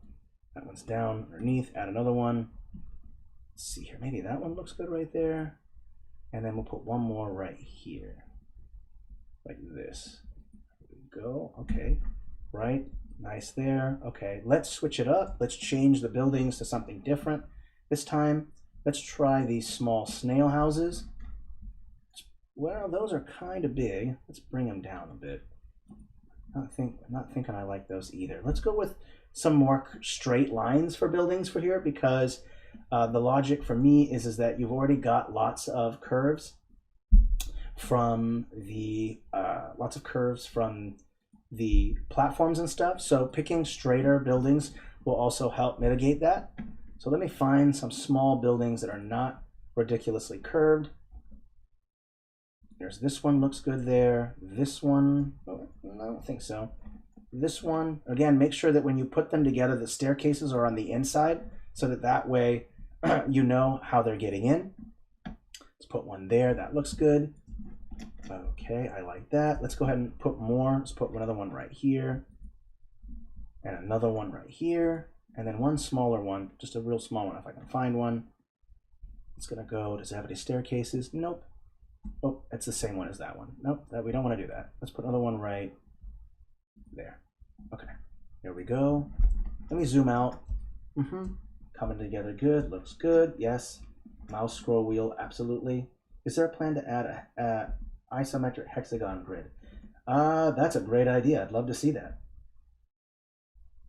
Okay, let's save. Let's leave this group. Let's save. Trying to move as quickly as possible. And this is not the only way to make Elven Settlements. If you've been to our Explore page just a couple weeks back when this style was released, there was we had a little contest, and there was some just absolutely incredible Elven maps. So go make sure to check our Explore page. Type in elves, elf, Elven, whatever, and you'll find some really, really, really good maps. Far better than this one. Okay, let's open back up that group because I want to, excuse me, I want to keep the foliage interacting. So let's go back to Central POI and then add in some stamps. Let's pick something different than the ones we have been using. Let's add maybe some kind of district or something, like a temple, a mage's guild, a library. We haven't really added any of those things yet. This is a fairly decent sized platform, so let's put something fairly big on it. So maybe this leads to this structure right here. Let's take it down a notch. Oh, actually, let's bring it up, and then I'll take this piece of foliage and bring it up. There we go, and have that overhanging. We want a larger building in here somewhere. Let's bring it down one more. There's a staircase I see leading down here. So let's also put a stamp. Let's also put something there so that it looks like it's leading. If it's leading to something, it's leading to something important, or cover it with something else. So you could put like a stamp like right there to hide that staircase. Okay, let's take a look. Moving quickly, let's quickly add some central pieces right here as well, whatever it is you want to put there. It's getting warm. Whew. All right, I'm seeing some lamp posts as well, and I think we're going to use some of these lamp posts. Let's put some in the center so there's a light source. So we'll put one there. Let's put a grandiose one like here because it's a little bit bigger. I'm going to put it right here so it lights up this staircase.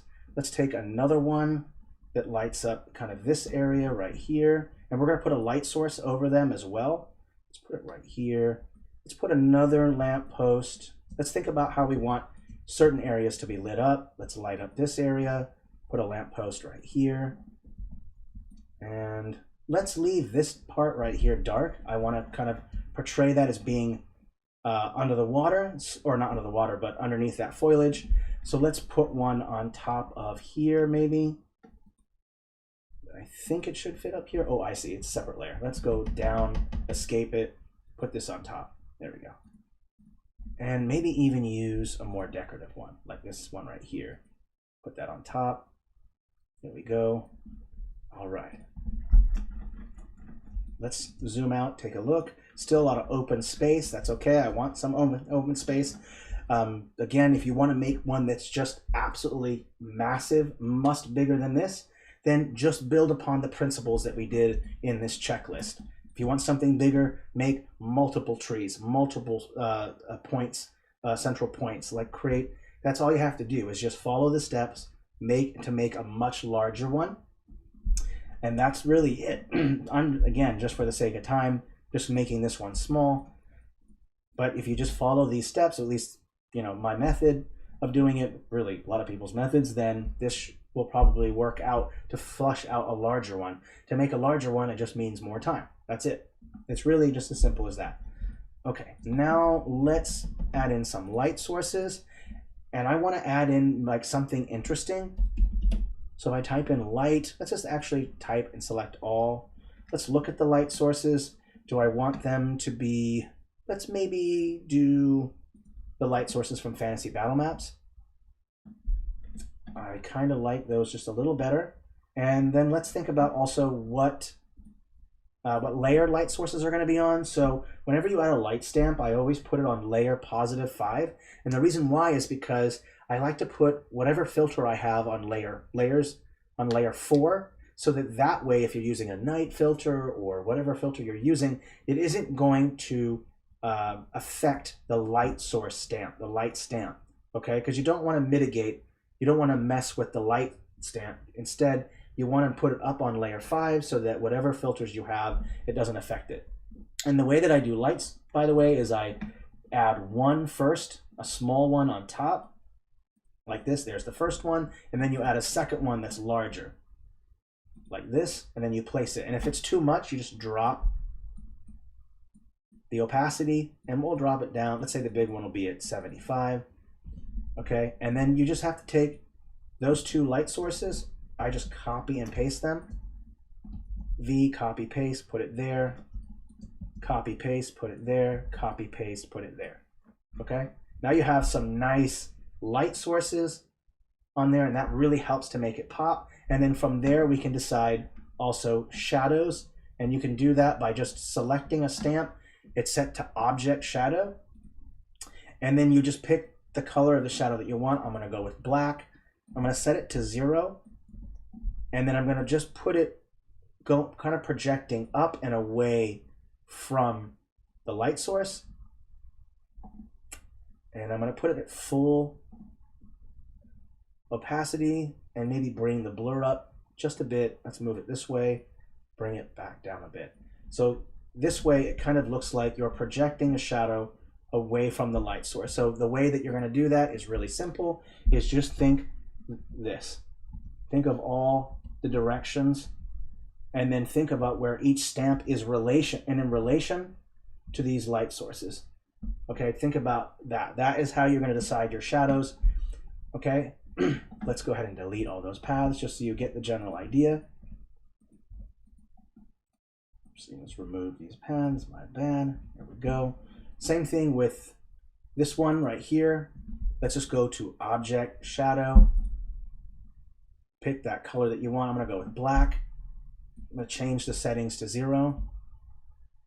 And I'm going to move it down and a little bit this way because I don't want that shadow to go right here where this staircase meets that platform. I don't want the shadow to be there. I want it to be off to the side. So that way it looks like the shadow is projecting that staircase's shadow. Dreadmats reporting for duty. Welcome, sir. Welcome. Welcome aboard. Glad to have you. All right, let's change a little bit more of this, just a wee bit. There we go.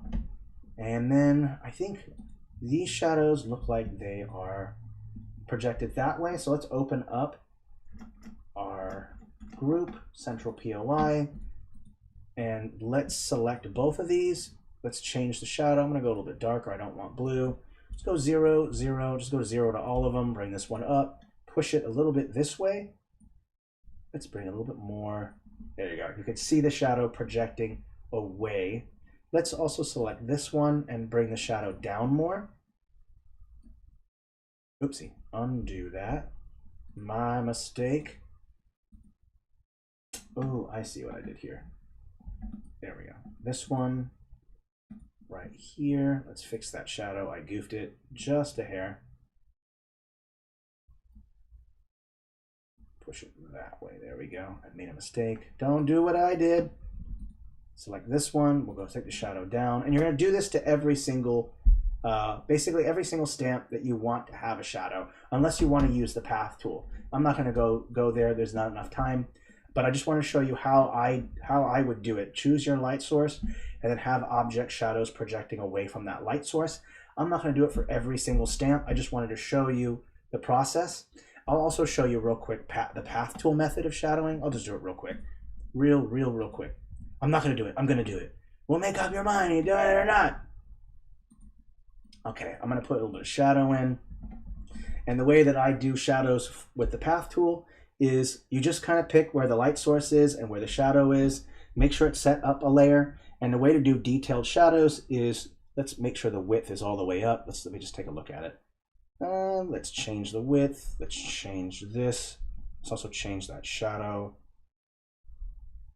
Bring the shadow all the way up. There we go. Bring that down even more. Okay, now I'm going to delete it. And then if you wanted to put shadows in here, you could go like this.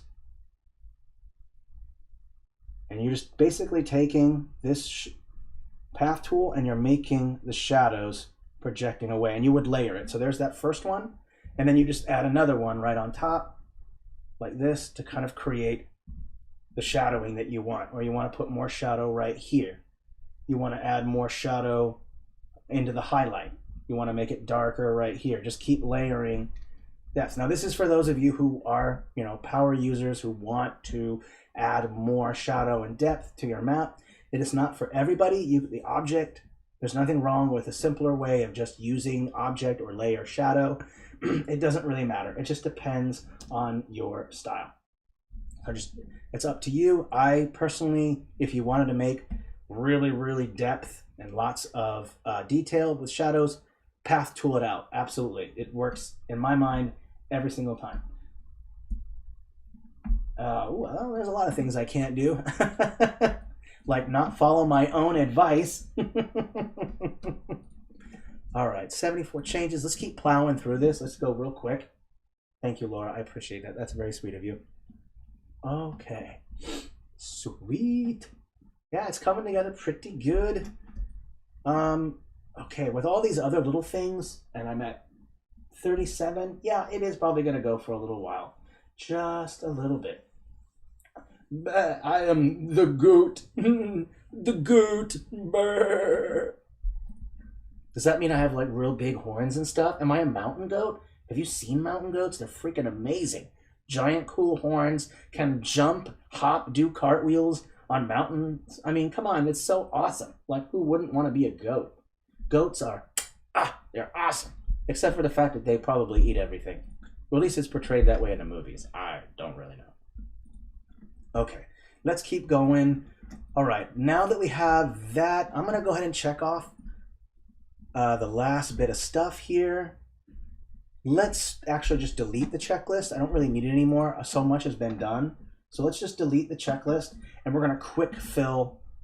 We're going to quick fill and add in trees all over the place, all around here. So let's go in and let's start with using that same kind of tree right here that we used right here in this set. Let me go back to Watercolor Cities. Let's go elves. There were some foliage. Let's make some of the trees in the surrounding area the same kind of stamp so that there's some continuity. If the trees are all different, then that tree stamp might pop out, because whenever you walk in a forest or a wooded area, you notice there's such a diversity of trees. Of course, there are some forests where there's more of one tree than another. You have, for instance, the redwoods in California, United States. There's all different kinds. So, but most of the time, there's a lot of variety, a lot of different types of plant life going on in a wooded area. So let's take these tree crowns, make sure they're 100%, and let's put a couple of them just overlapping the water. Let's put a big one over here. Let's actually drop it down in size, just a hair. Put a giant one hanging out here. We can even put dock or rope ridges going out to here. I'm not going to do that. For now, I'm just going to go with what we got because we are running short on time.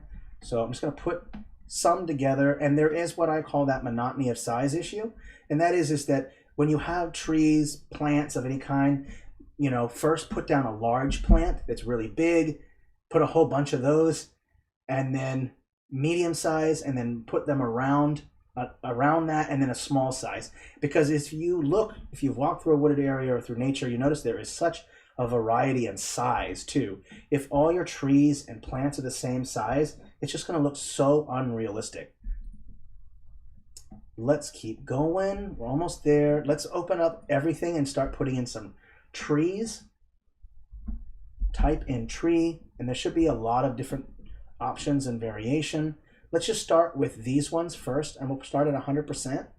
Let me scroll through and look at them. Let's maybe bring these up just a hair in size. And I'm just going to place them strategically around these big trees. So this is basically the medium size that I was talking about.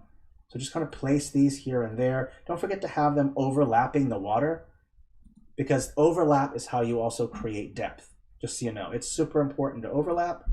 Let's go ahead and put some here, and maybe there's just wooded area in this area. Maybe this opens up, or maybe there's some mountains or something. We don't know yet. Let's go ahead and also remember to cluster a bunch of them together, because trees will grow in clusters together next to each other. Trees support the life of the rest of the forest. The roots, actually trees are pretty amazing. From what I've read and understand is that they actually feed the whole, they actually take care of and maintain the whole forest with the nutrients that go through in a symbiotic relationship with, I think, mushrooms, and I think moss as well. So there's like this really interesting relationship between trees and other plants. It's really, really cool. Really, really interesting. I think it is. Okay, now we'll go do that medium size thing I was talking about. So now you have, or small. So you have a little bit smaller sizes, and just kind of place them here and there. And you're kind of just doing that cluster effect.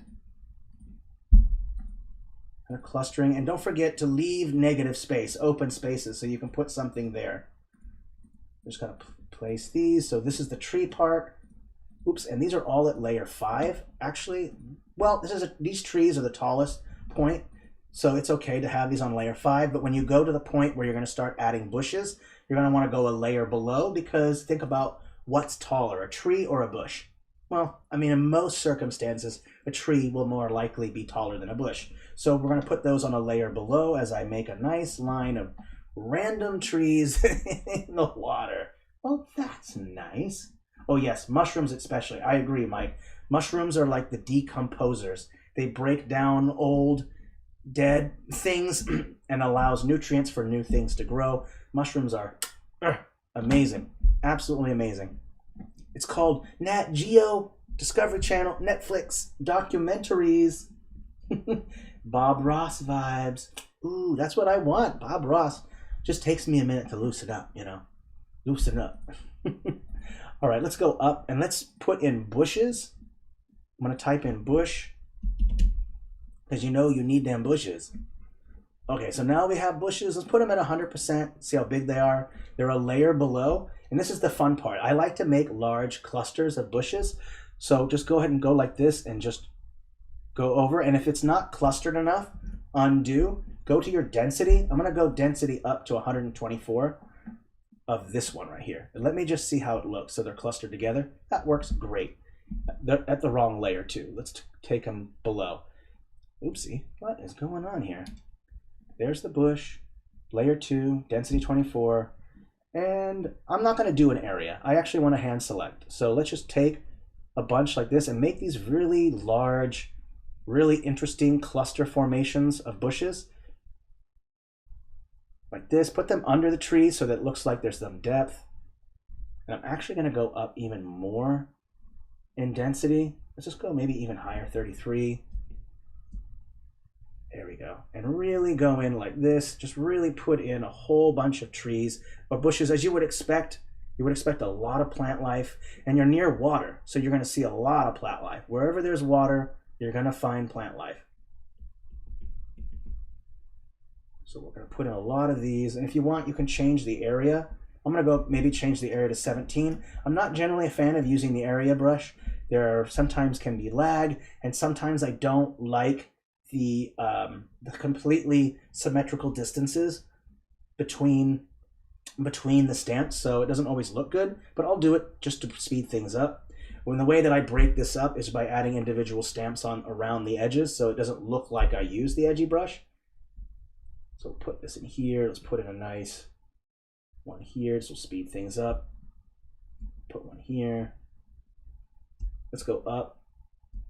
Lots and lots of bushes is good. And then you go back to density, area, put it all back at 1. And then if you just place some single tap, you'll break up that weird cluster formation.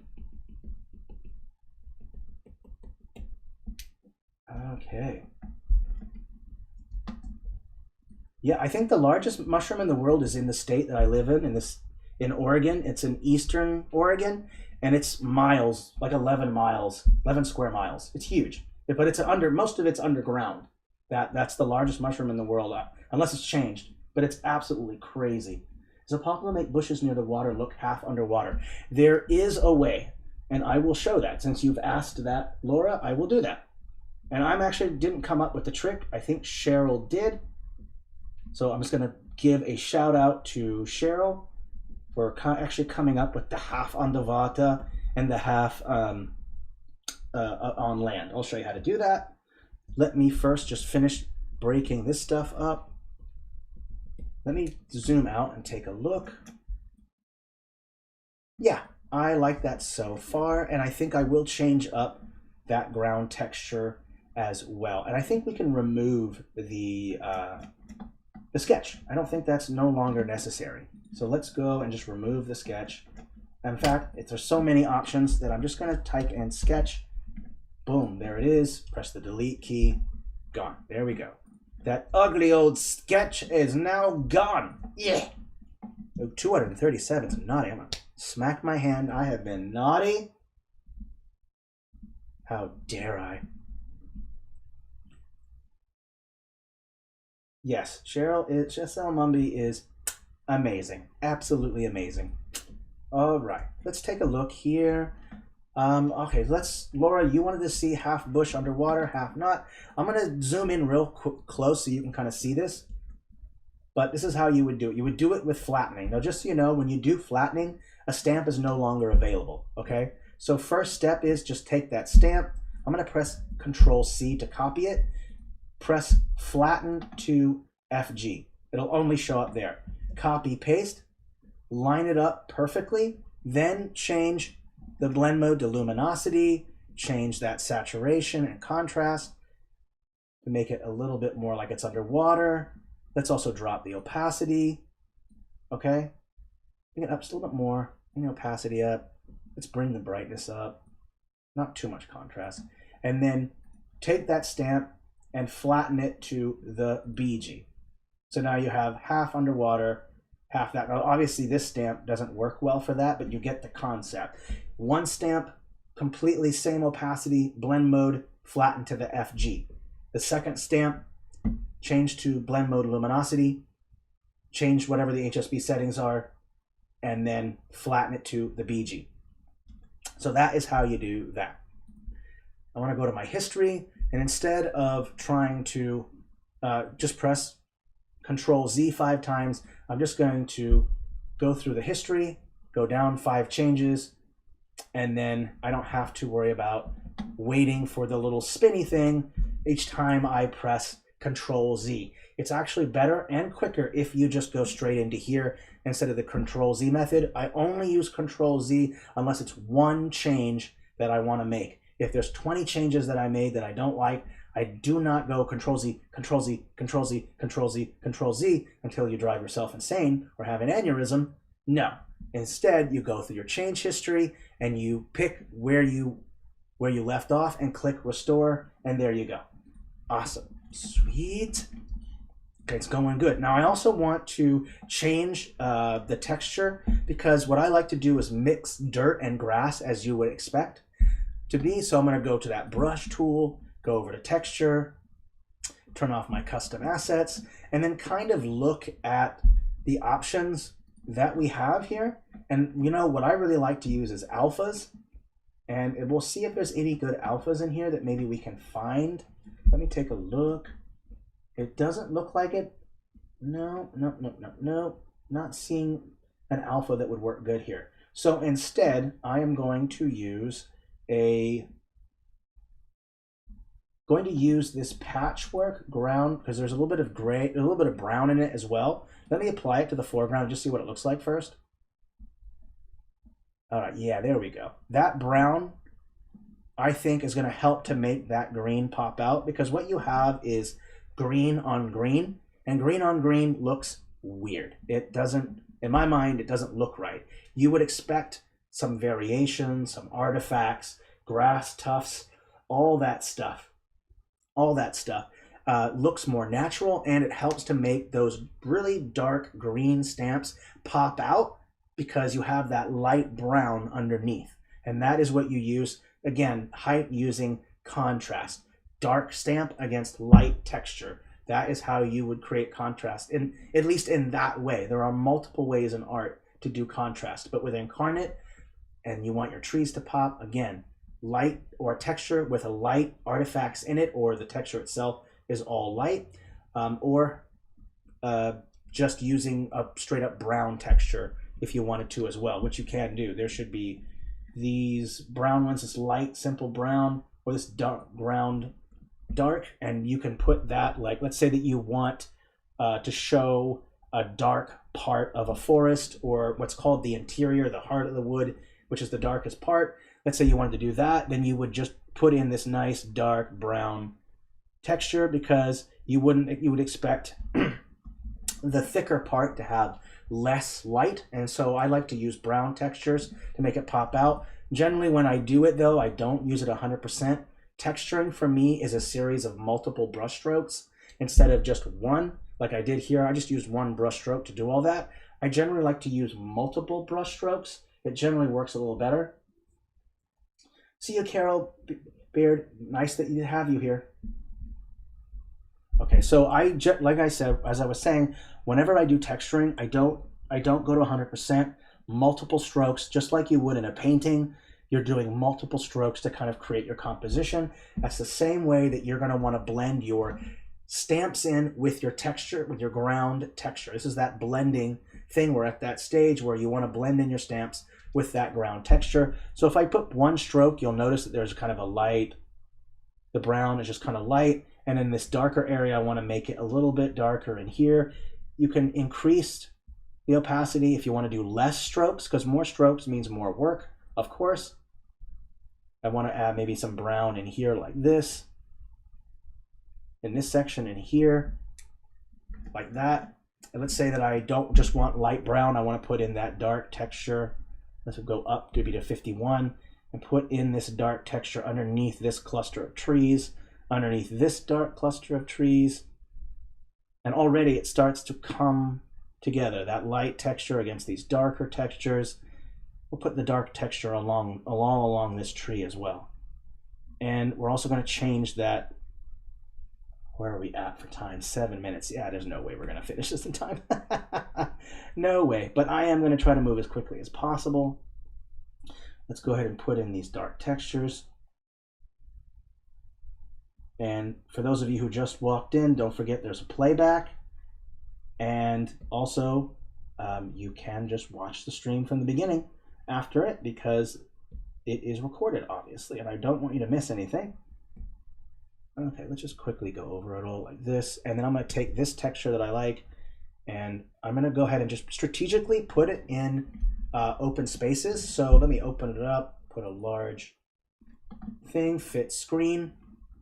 So there's these large negative open spaces right here. Let's just go ahead and fill that in with this texture. Fill it in, fill it in. Grass, dirt, we'll fill in these sections. And I'm going to leave these maybe with a lighter color, because one way that you portray height, like I've said before, is using light and shadow. So let's say that I want to portray that this section right here where these hills are is higher up than these down here. So the way I'm going to do that is take that same green texture we have right here, go to advanced settings, filters, and make it brighter. So I'm going to bring the brightness up quite a bit, okay? And then I'm going to save it, because I want, and whenever you edit a texture, make sure that you save it or favorite it, so that way you don't have to make those edits again. Check your favorites right here. They're right here. There it is. Again, you don't want to redo the settings all over again, so just save, okay? Let's go ahead and just add some light on top right here. I'm just going to apply more and more a little bit here. I'm going to apply that light, nice light texture up here on this part, and on top right here, on top here, and on top right here. These are going to be, we're using light to represent elevation. Okay, here and right here. Let's put a little bit right here and one right here as well. Keep going, there we go. All right, there we go. We got height, and now we want to do the shadow part. And again, take that same texture, filters, and drop the brightness down quite a bit. Bring that brightness down. Let's drop the opacity and the size.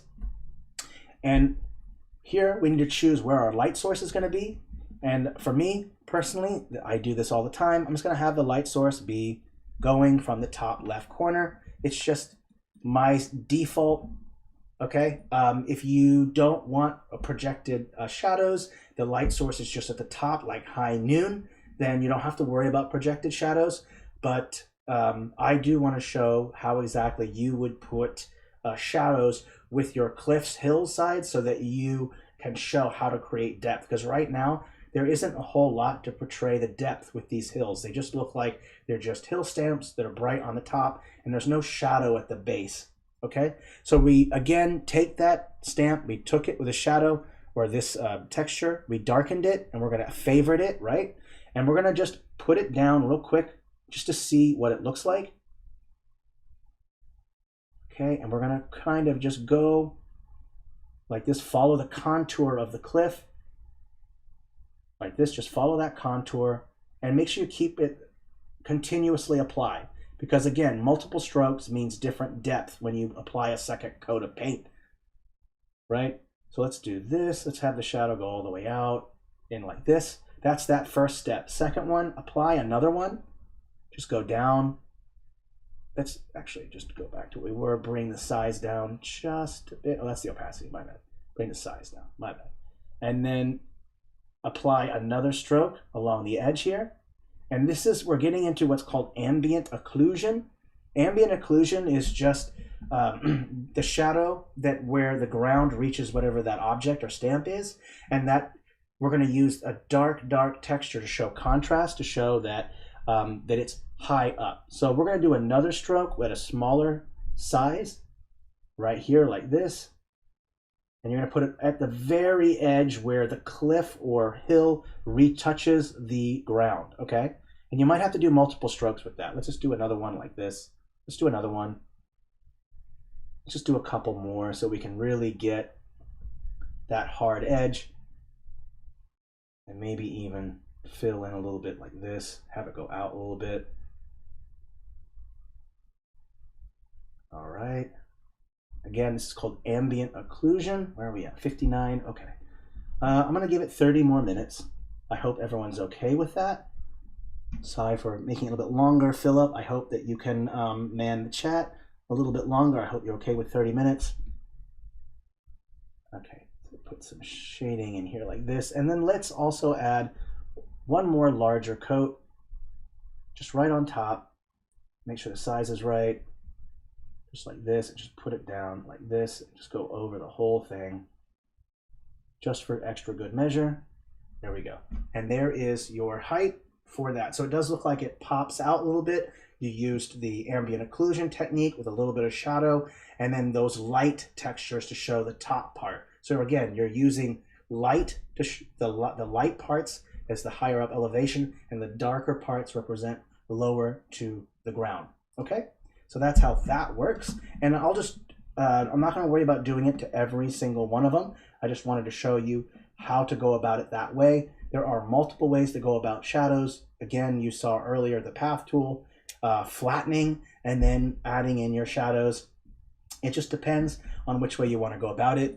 Like for instance, some of these are in the shadow of this hill, so you would expect to kind of take some of these, you know, and put them and make them a little bit brighter. So just increase the brightness, bring the brightness up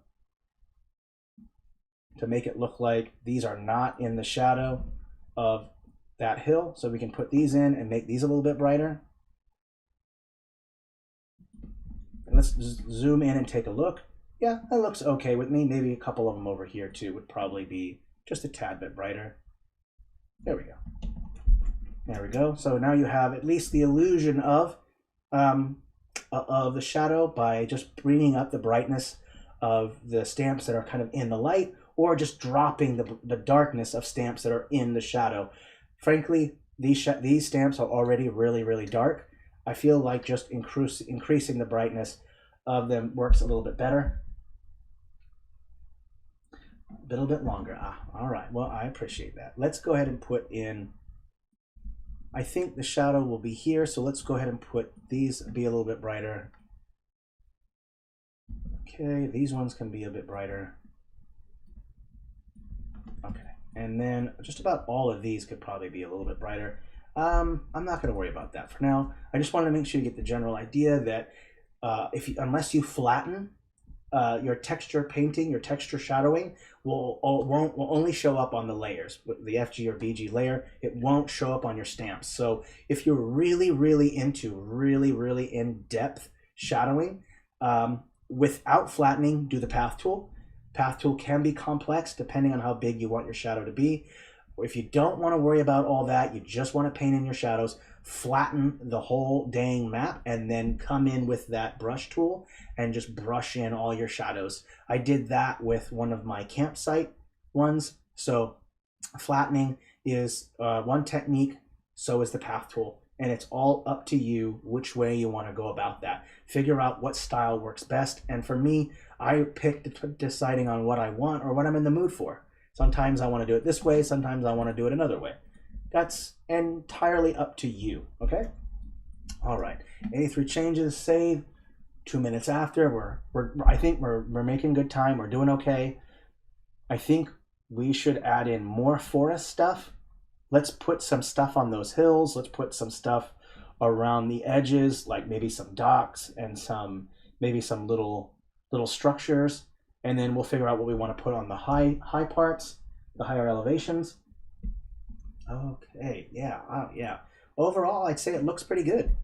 So that's nowhere near done, but we are going to fix that. Let's go ahead and put some large trees, just to fill in space. Like sometimes if you don't know what to put somewhere, you don't know there's this extra space, or maybe you want to put something in here. It depends if you have a lot of space. Using trees, large trees, to fill in gaps is helpful. I do that quite often when I don't know what to put somewhere. So large trees are helpful. Let's just put in a couple. Let's see here. There's another really big one right here. Let's put that one over here like this. And the side, I kind of like that. Let's also scale some of them down. Not too much. I think 70% should be okay. Let me scroll through and see how the small and big ones look. And that's okay. Let's bring it down even smaller, I think. Even smaller. Okay, and I think this is okay. I'm not going to get too upset if, if the scale is too far out. I think with trees, it's okay to like exceed some of the scale inconsistency problems. So I think that's okay. Let's also take this tree, and we're going to take these same trees and kind of fill in. Let's just go ahead and set it to layer 3 because these ones should be at layer 5. And I'm just going to place a couple of them in clusters because that is what you would expect in a forest. Trees cluster together. They drop their seeds. They work together. So make sure that you cluster them together. Put some over here. Yeah, put some forest over here. Okay, over there. And then I'll drop that size down to something much smaller, significantly smaller. Let's go with 72 or 71. Put in some smaller ones.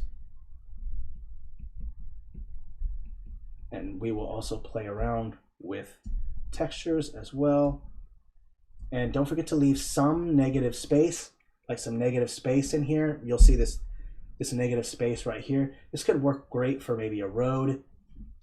So we can kind of get rid of some things there and make it a road that maybe leads up to here, where there's maybe some settlement here, and maybe that road kind of continues on up through here and leads up to that thing, and maybe even this road goes out to here, and then there's also maybe a little settlement right here of windmills maybe along this road, and then maybe you want that path to continue through here and going along into here if you want, and maybe that path goes all the way around, connects through here. Maybe this is where our roads will be.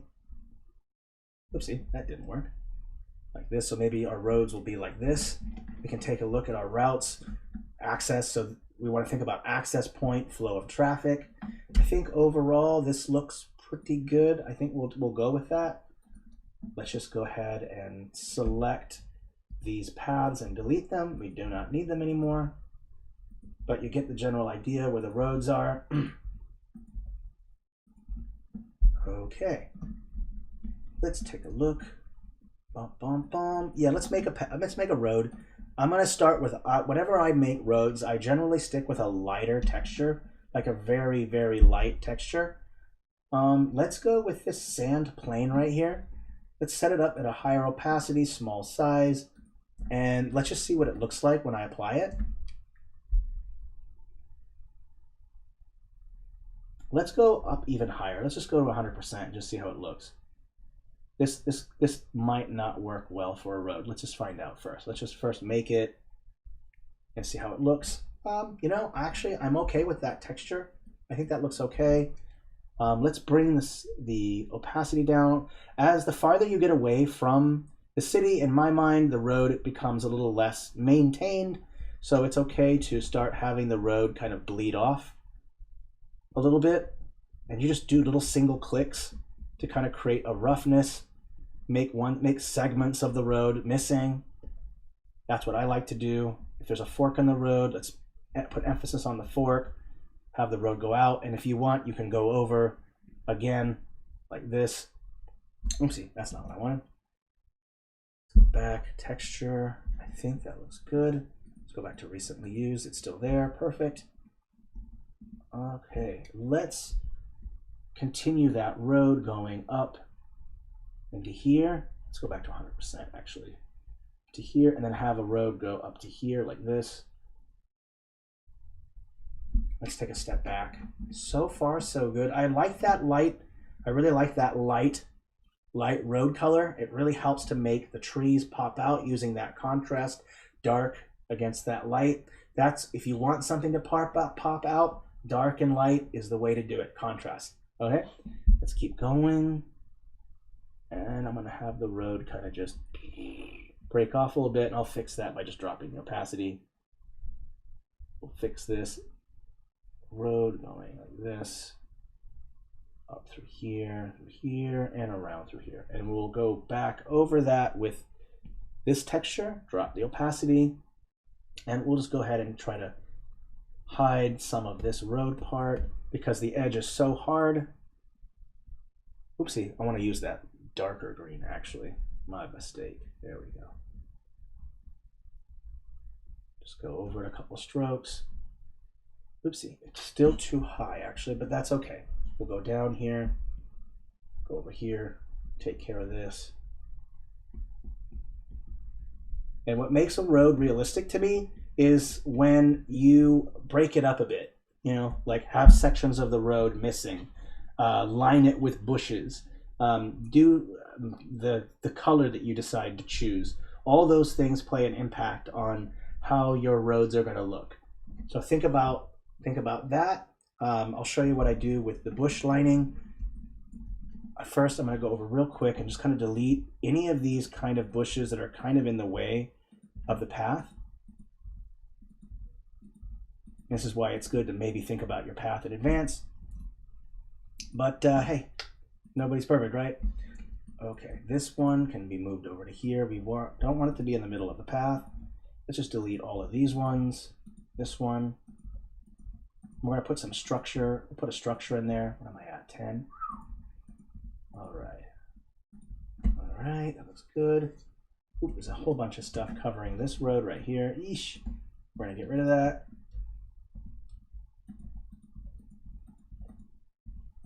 Oops. My bad. People got to climb through all this lettuce to freaking get to the road. Oops. My goodness. Well, isn't this just fun watching me just delete things randomly? Save it, bro. Oh, 300. Oh, wow. 327 changes. No, I just want to live on the danger zone, you know? Just live on the rough side. 300 changes. Once in a while, that's going to happen.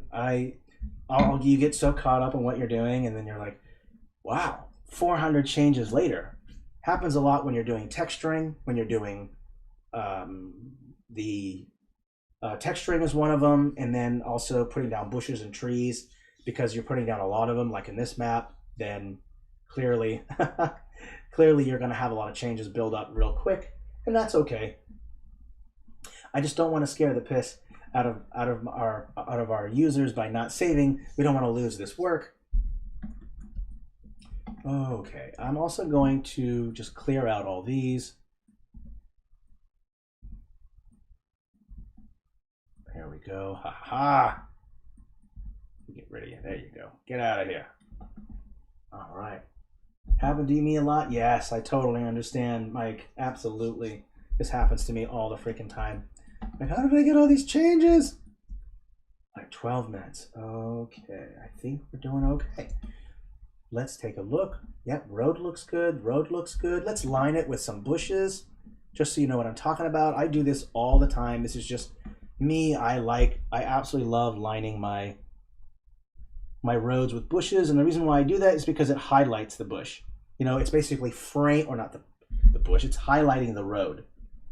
And let me just keep saying bush. What it does is you're creating kind of like a frame, and I like my roads to pop out.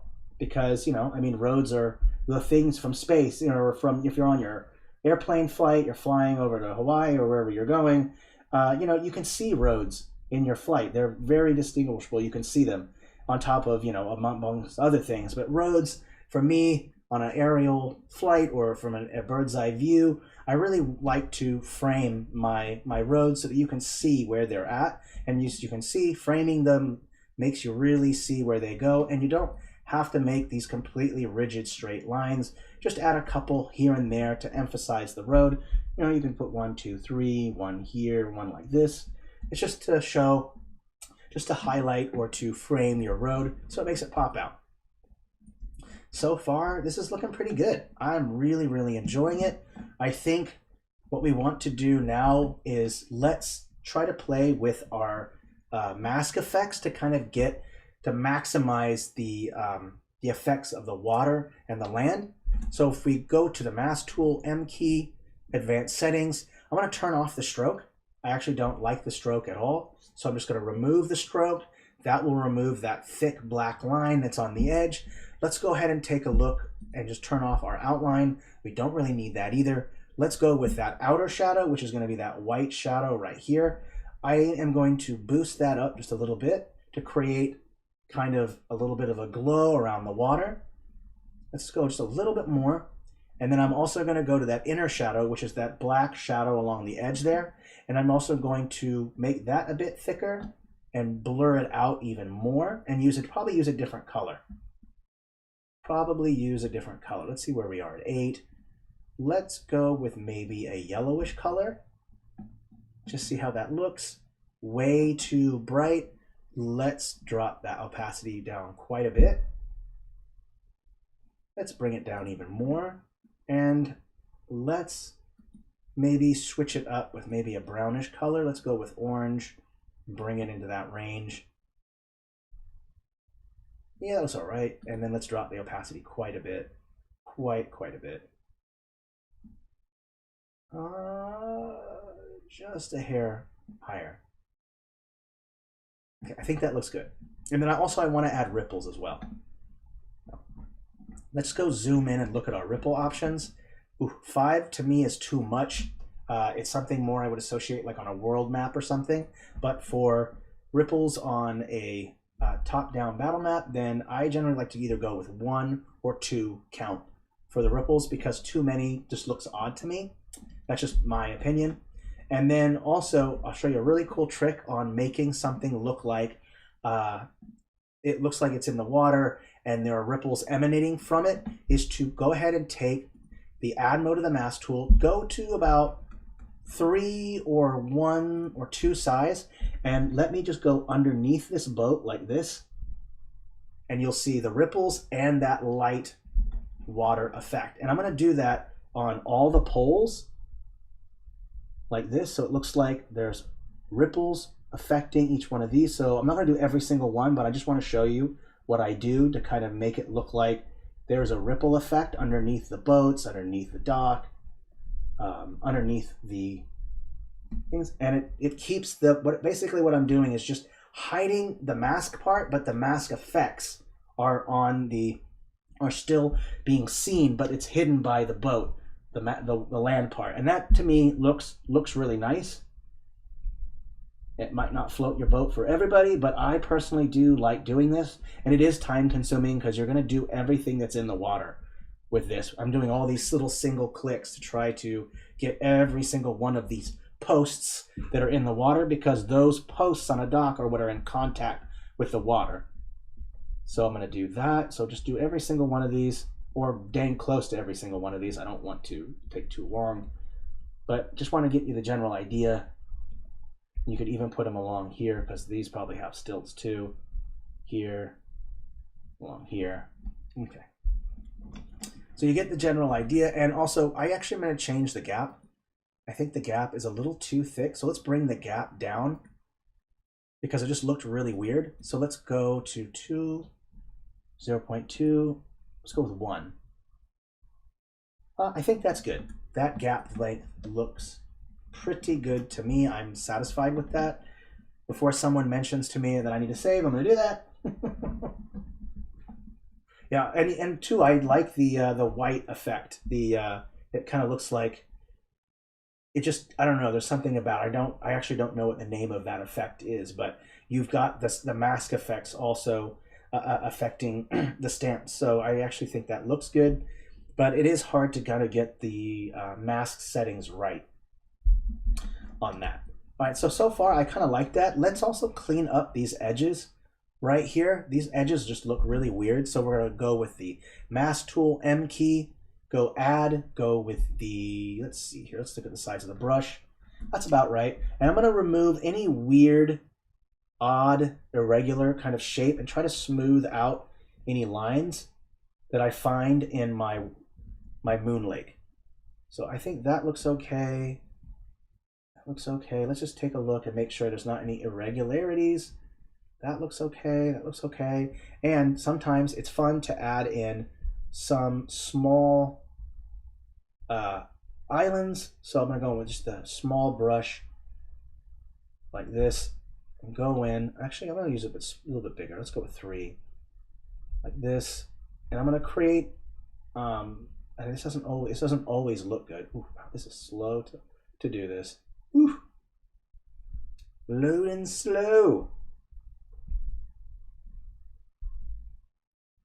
Okay, hold on a second. This might take a little longer than expected. You know, this might not work for this one. So I'll go back in my history and undo that. Let's just restore that. Okay, wait, give it a second. It's just loading slowly. Oop, let's restore even more. My bad, I missed on these little ones. All right, let's also portray depth in the water. And depth in the water is easy. It's just taking that same water texture that you used for the water and adding in, changing the color or changing the brightness. One second. Whoa, slow to load. Here we go. So go to your textures, brush tool, that water, and go to filters, drop that brightness down, and then add that to your favorites.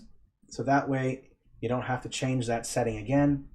Let's start with maybe in the 30s, go big like this. Make sure it's set to that BG, that's going to be the 2 key. And it's going to be darkest or where it's going to be deepest. So let's just say we want this section over here to be pretty deep. Right here. So this part's fairly deep. Like this, and I'll make sure that's just in the middle part. The closer you get to shore, that's when the land grades upward. Okay, and so you obviously that part might not be that deep unless you want that part of the shoreline just to be a cliff that goes down. Okay, but for the most part, your deep parts will be, you know, farther into the middle part of your water. It's not always the case, but it's just a general rule of thumb. I'm also going to put in that dark along here as well because we want this to have a shadow, and we want to use some kind of ambient occlusion to make it look like this is up a bit, so it has some depth to it. So let's go in, shadow in here like this. And then we're going to make the full-on tree. So now we're going to go in and just kind of make some bubble shapes. I just like to do little circles and just kind of create the foliage of the shadows of the foliage. It's the same thing we did with the mountains. It's multiple strokes. Go against here, maybe a little bit right here and in here.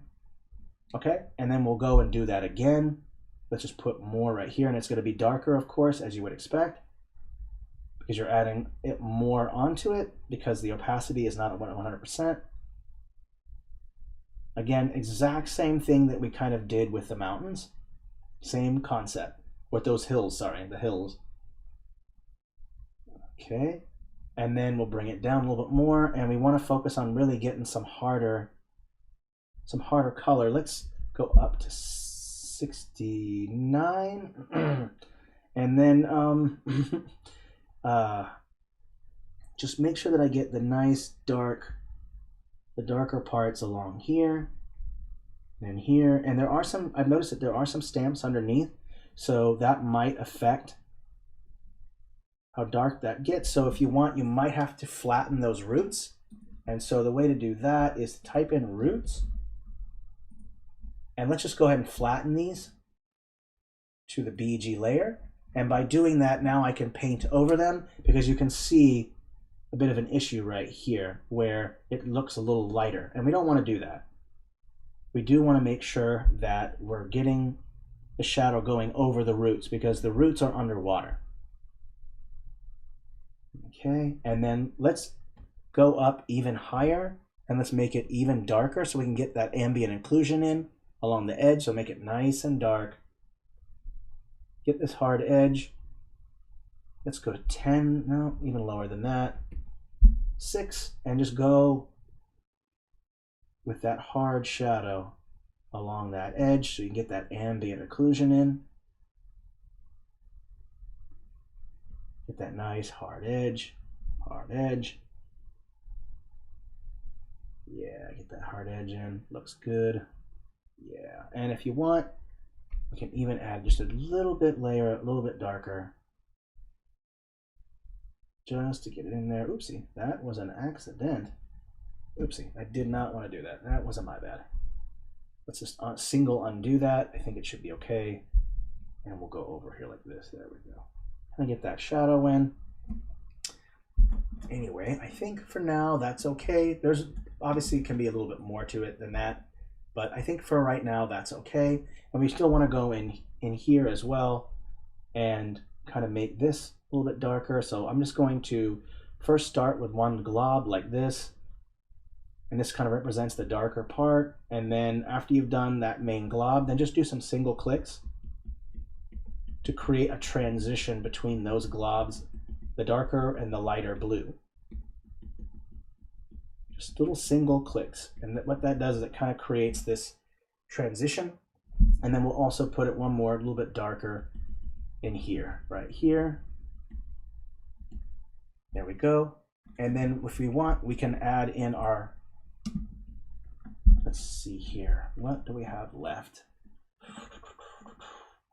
Oh, well, you always tell us to save often. It's true, I do. I really do.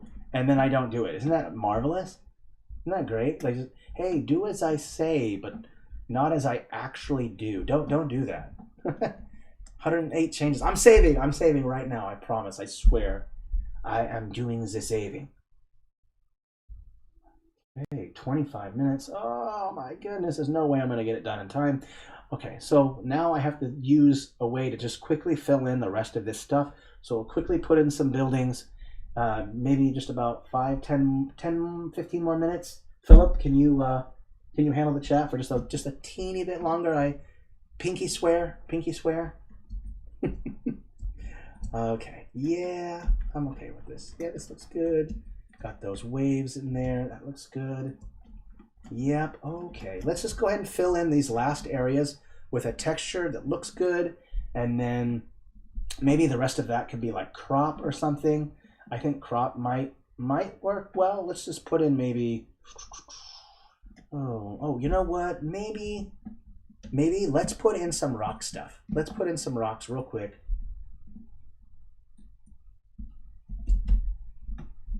And rock, okay. Yeah, let's put in some gray, some stonework to kind of mitigate all the green.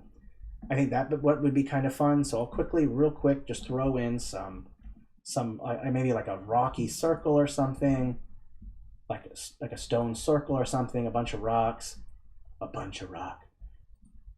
Okay, and then I might have to make them just a little bit bigger. I'm going way upscale, and that's okay. It's all right. I think these are the kind of stamps where I think that's all right, but I think just adding in some gray might help to mitigate the last bit of green, and then some filters will also help to mitigate some of that. And the same thing with the bushes. Make sure that you get varying sizes with the rock. Let's also take the smaller rocks, like this one. Give it a sec, a little slow to load. And then we'll just click and place a bunch. It's the same thing we did with the bushes. Okay, And it's at that size, and then we can bring it down even smaller, make a nice small one. About that big looks good. So some small clicks. So you have some nice rubble, and we're also going to want to change the texture underneath. Hello, magical kids. Welcome. And thank you, Philip, for manning the chat for a little bit longer. I appreciate it. Did not realize it was going to take this long. So everyone, thank you for your patience. Okay, this looks good.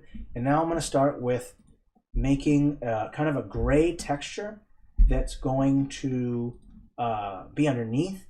So let's do that. And you can even use the edgy brush to do that if you want. If you're not familiar with the edgy brush, it works really well for some things, and for other things not. Works great for blending and texturing on land and not so much on water. And you have to drop the opacity down quite a bit. And I am going to drop the edginess as well to 3. And I'm just going to do one stroke real quick. Do you like? Awesome, I love it.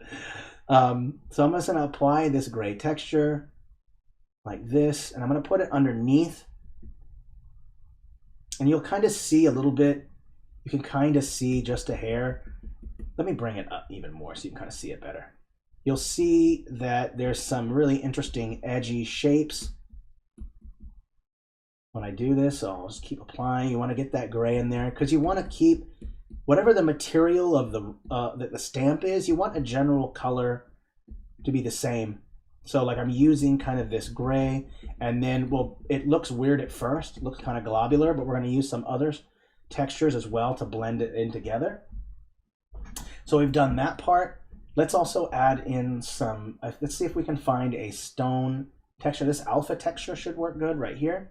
We're going to drop the saturation so it's gray, and that way it blends in with those.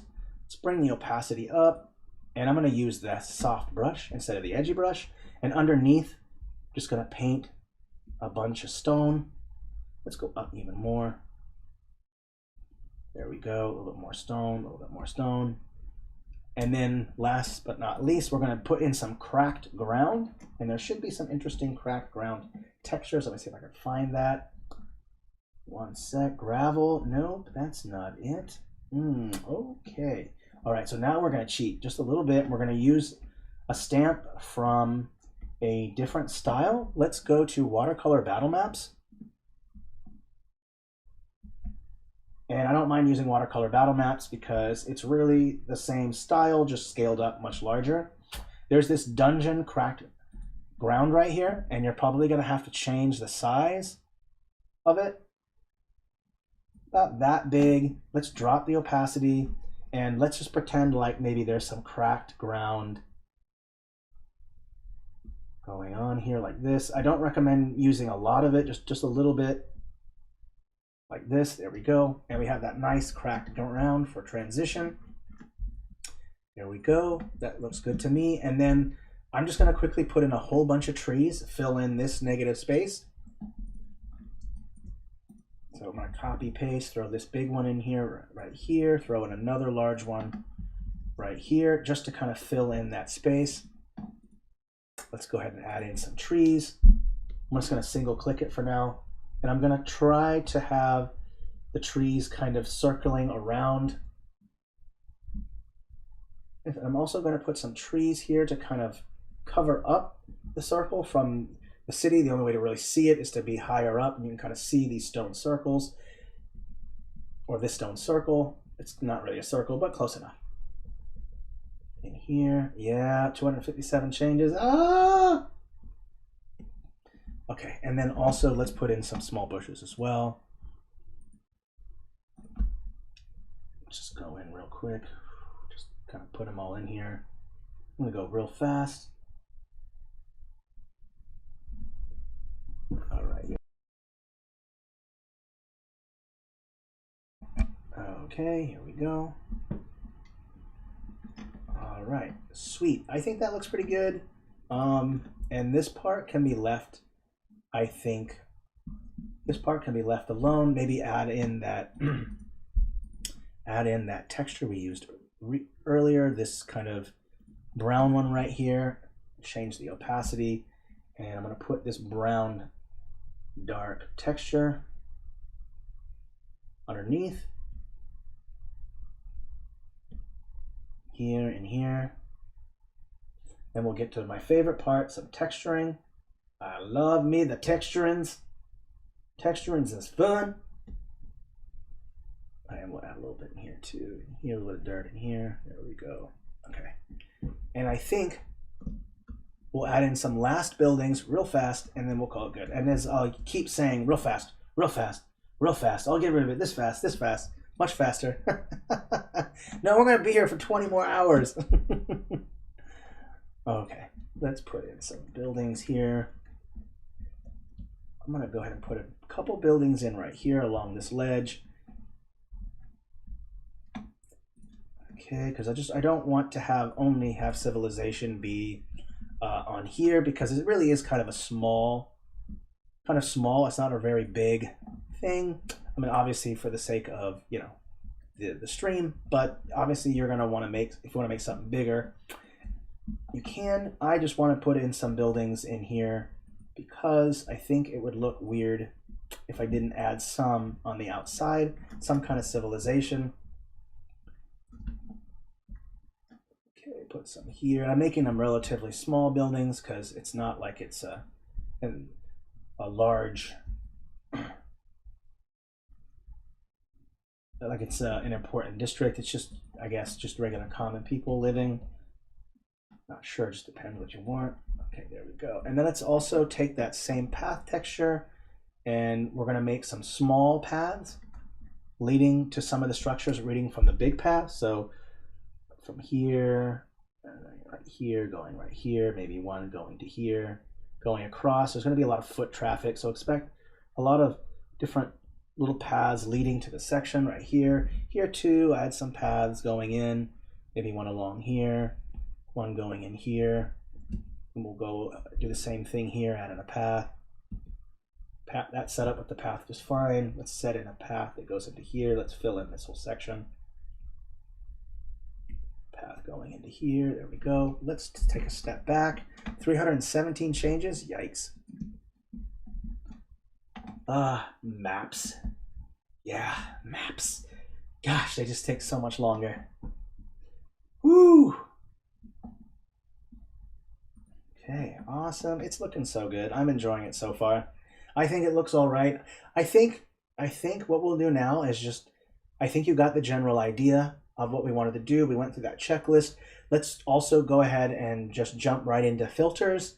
And if there's anything else that you think we should add, put that in the chat. Let's jump into filters. I just want to remind you that, remember, your light sources are going to be on layer 5, and you should put all your other filters, or at least ones that are going to obfuscate the light source, should be a layer below, so 4 or lower. Yeah. Hello, Juan Hernandez. Welcome. About to end. Sorry. Don't worry, there's playback. Go check it out. Someone buy this man a coffee. I did miss some coffee. Oh, it's been a long stream. Okay. Here we go. Not entirely complete in my mind, but I'll finish up the rest of the details. But I hope that you got the general idea. Having a checklist is useful. Making a sketch with the path tool or drawing it by hand at home and then scanning it and then uploading it as a custom texture is always helpful. Once you've made the sketch, then start working on your landscape. Factor in your food and water sources. Obviously, there's a water source here. When it comes to food, maybe the elves eat, maybe the lore is that, you know, they're mockingly called leaf eaters. So, and if they're leaf eaters, then they're probably eating lots and lots of greens. And there seems to be a lot of green everywhere in my mind. So food source complete, check, not a problem, right? And the water is there. There's probably a lot more that could be added. So, but, you know, I'll make sure that I'll make sure to finish this. I'll make sure to have it, put it on my profile, and you'll be able to clone and edit it and change it, because personally this isn't nowhere near complete, but I don't want to keep you captivated for 3-4 hours. So let's just jump right into filters. I'm going to add a new filter right away. It's going to give you the filter options. Now, some things about filters that you might not know. These are just the presets for this style. If you want more options, click the plus button, okay? So let's first start with a color filter. I'm gonna press plus, okay? And the reason why I press plus is so that I can go through the entire list of color filters. Now, the color filters are just the original filters that we had before we switched to the filter tool.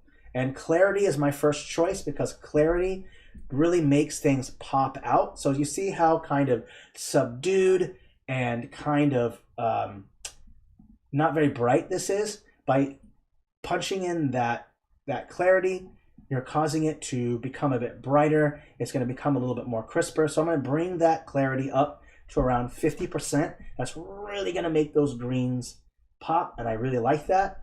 And I don't mind putting it on layer 5 because it's going to also help to make the light source pop, so that's okay. Then we add another filter.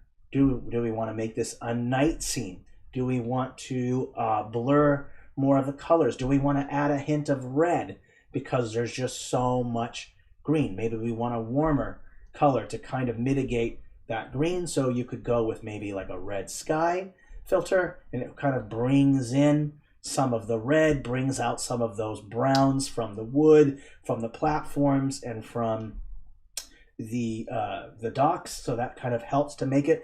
Filters are all about helping to make the map pop out, to help complement it, make it better than it already is. That's the point of a filter, is to do things that you don't have to do, like more texturing, adding more stamps. Let the filters do the work for you. So picking a filter is always important. I'm also going to just bring this filter down to layer 3, so that way it doesn't affect the light sources.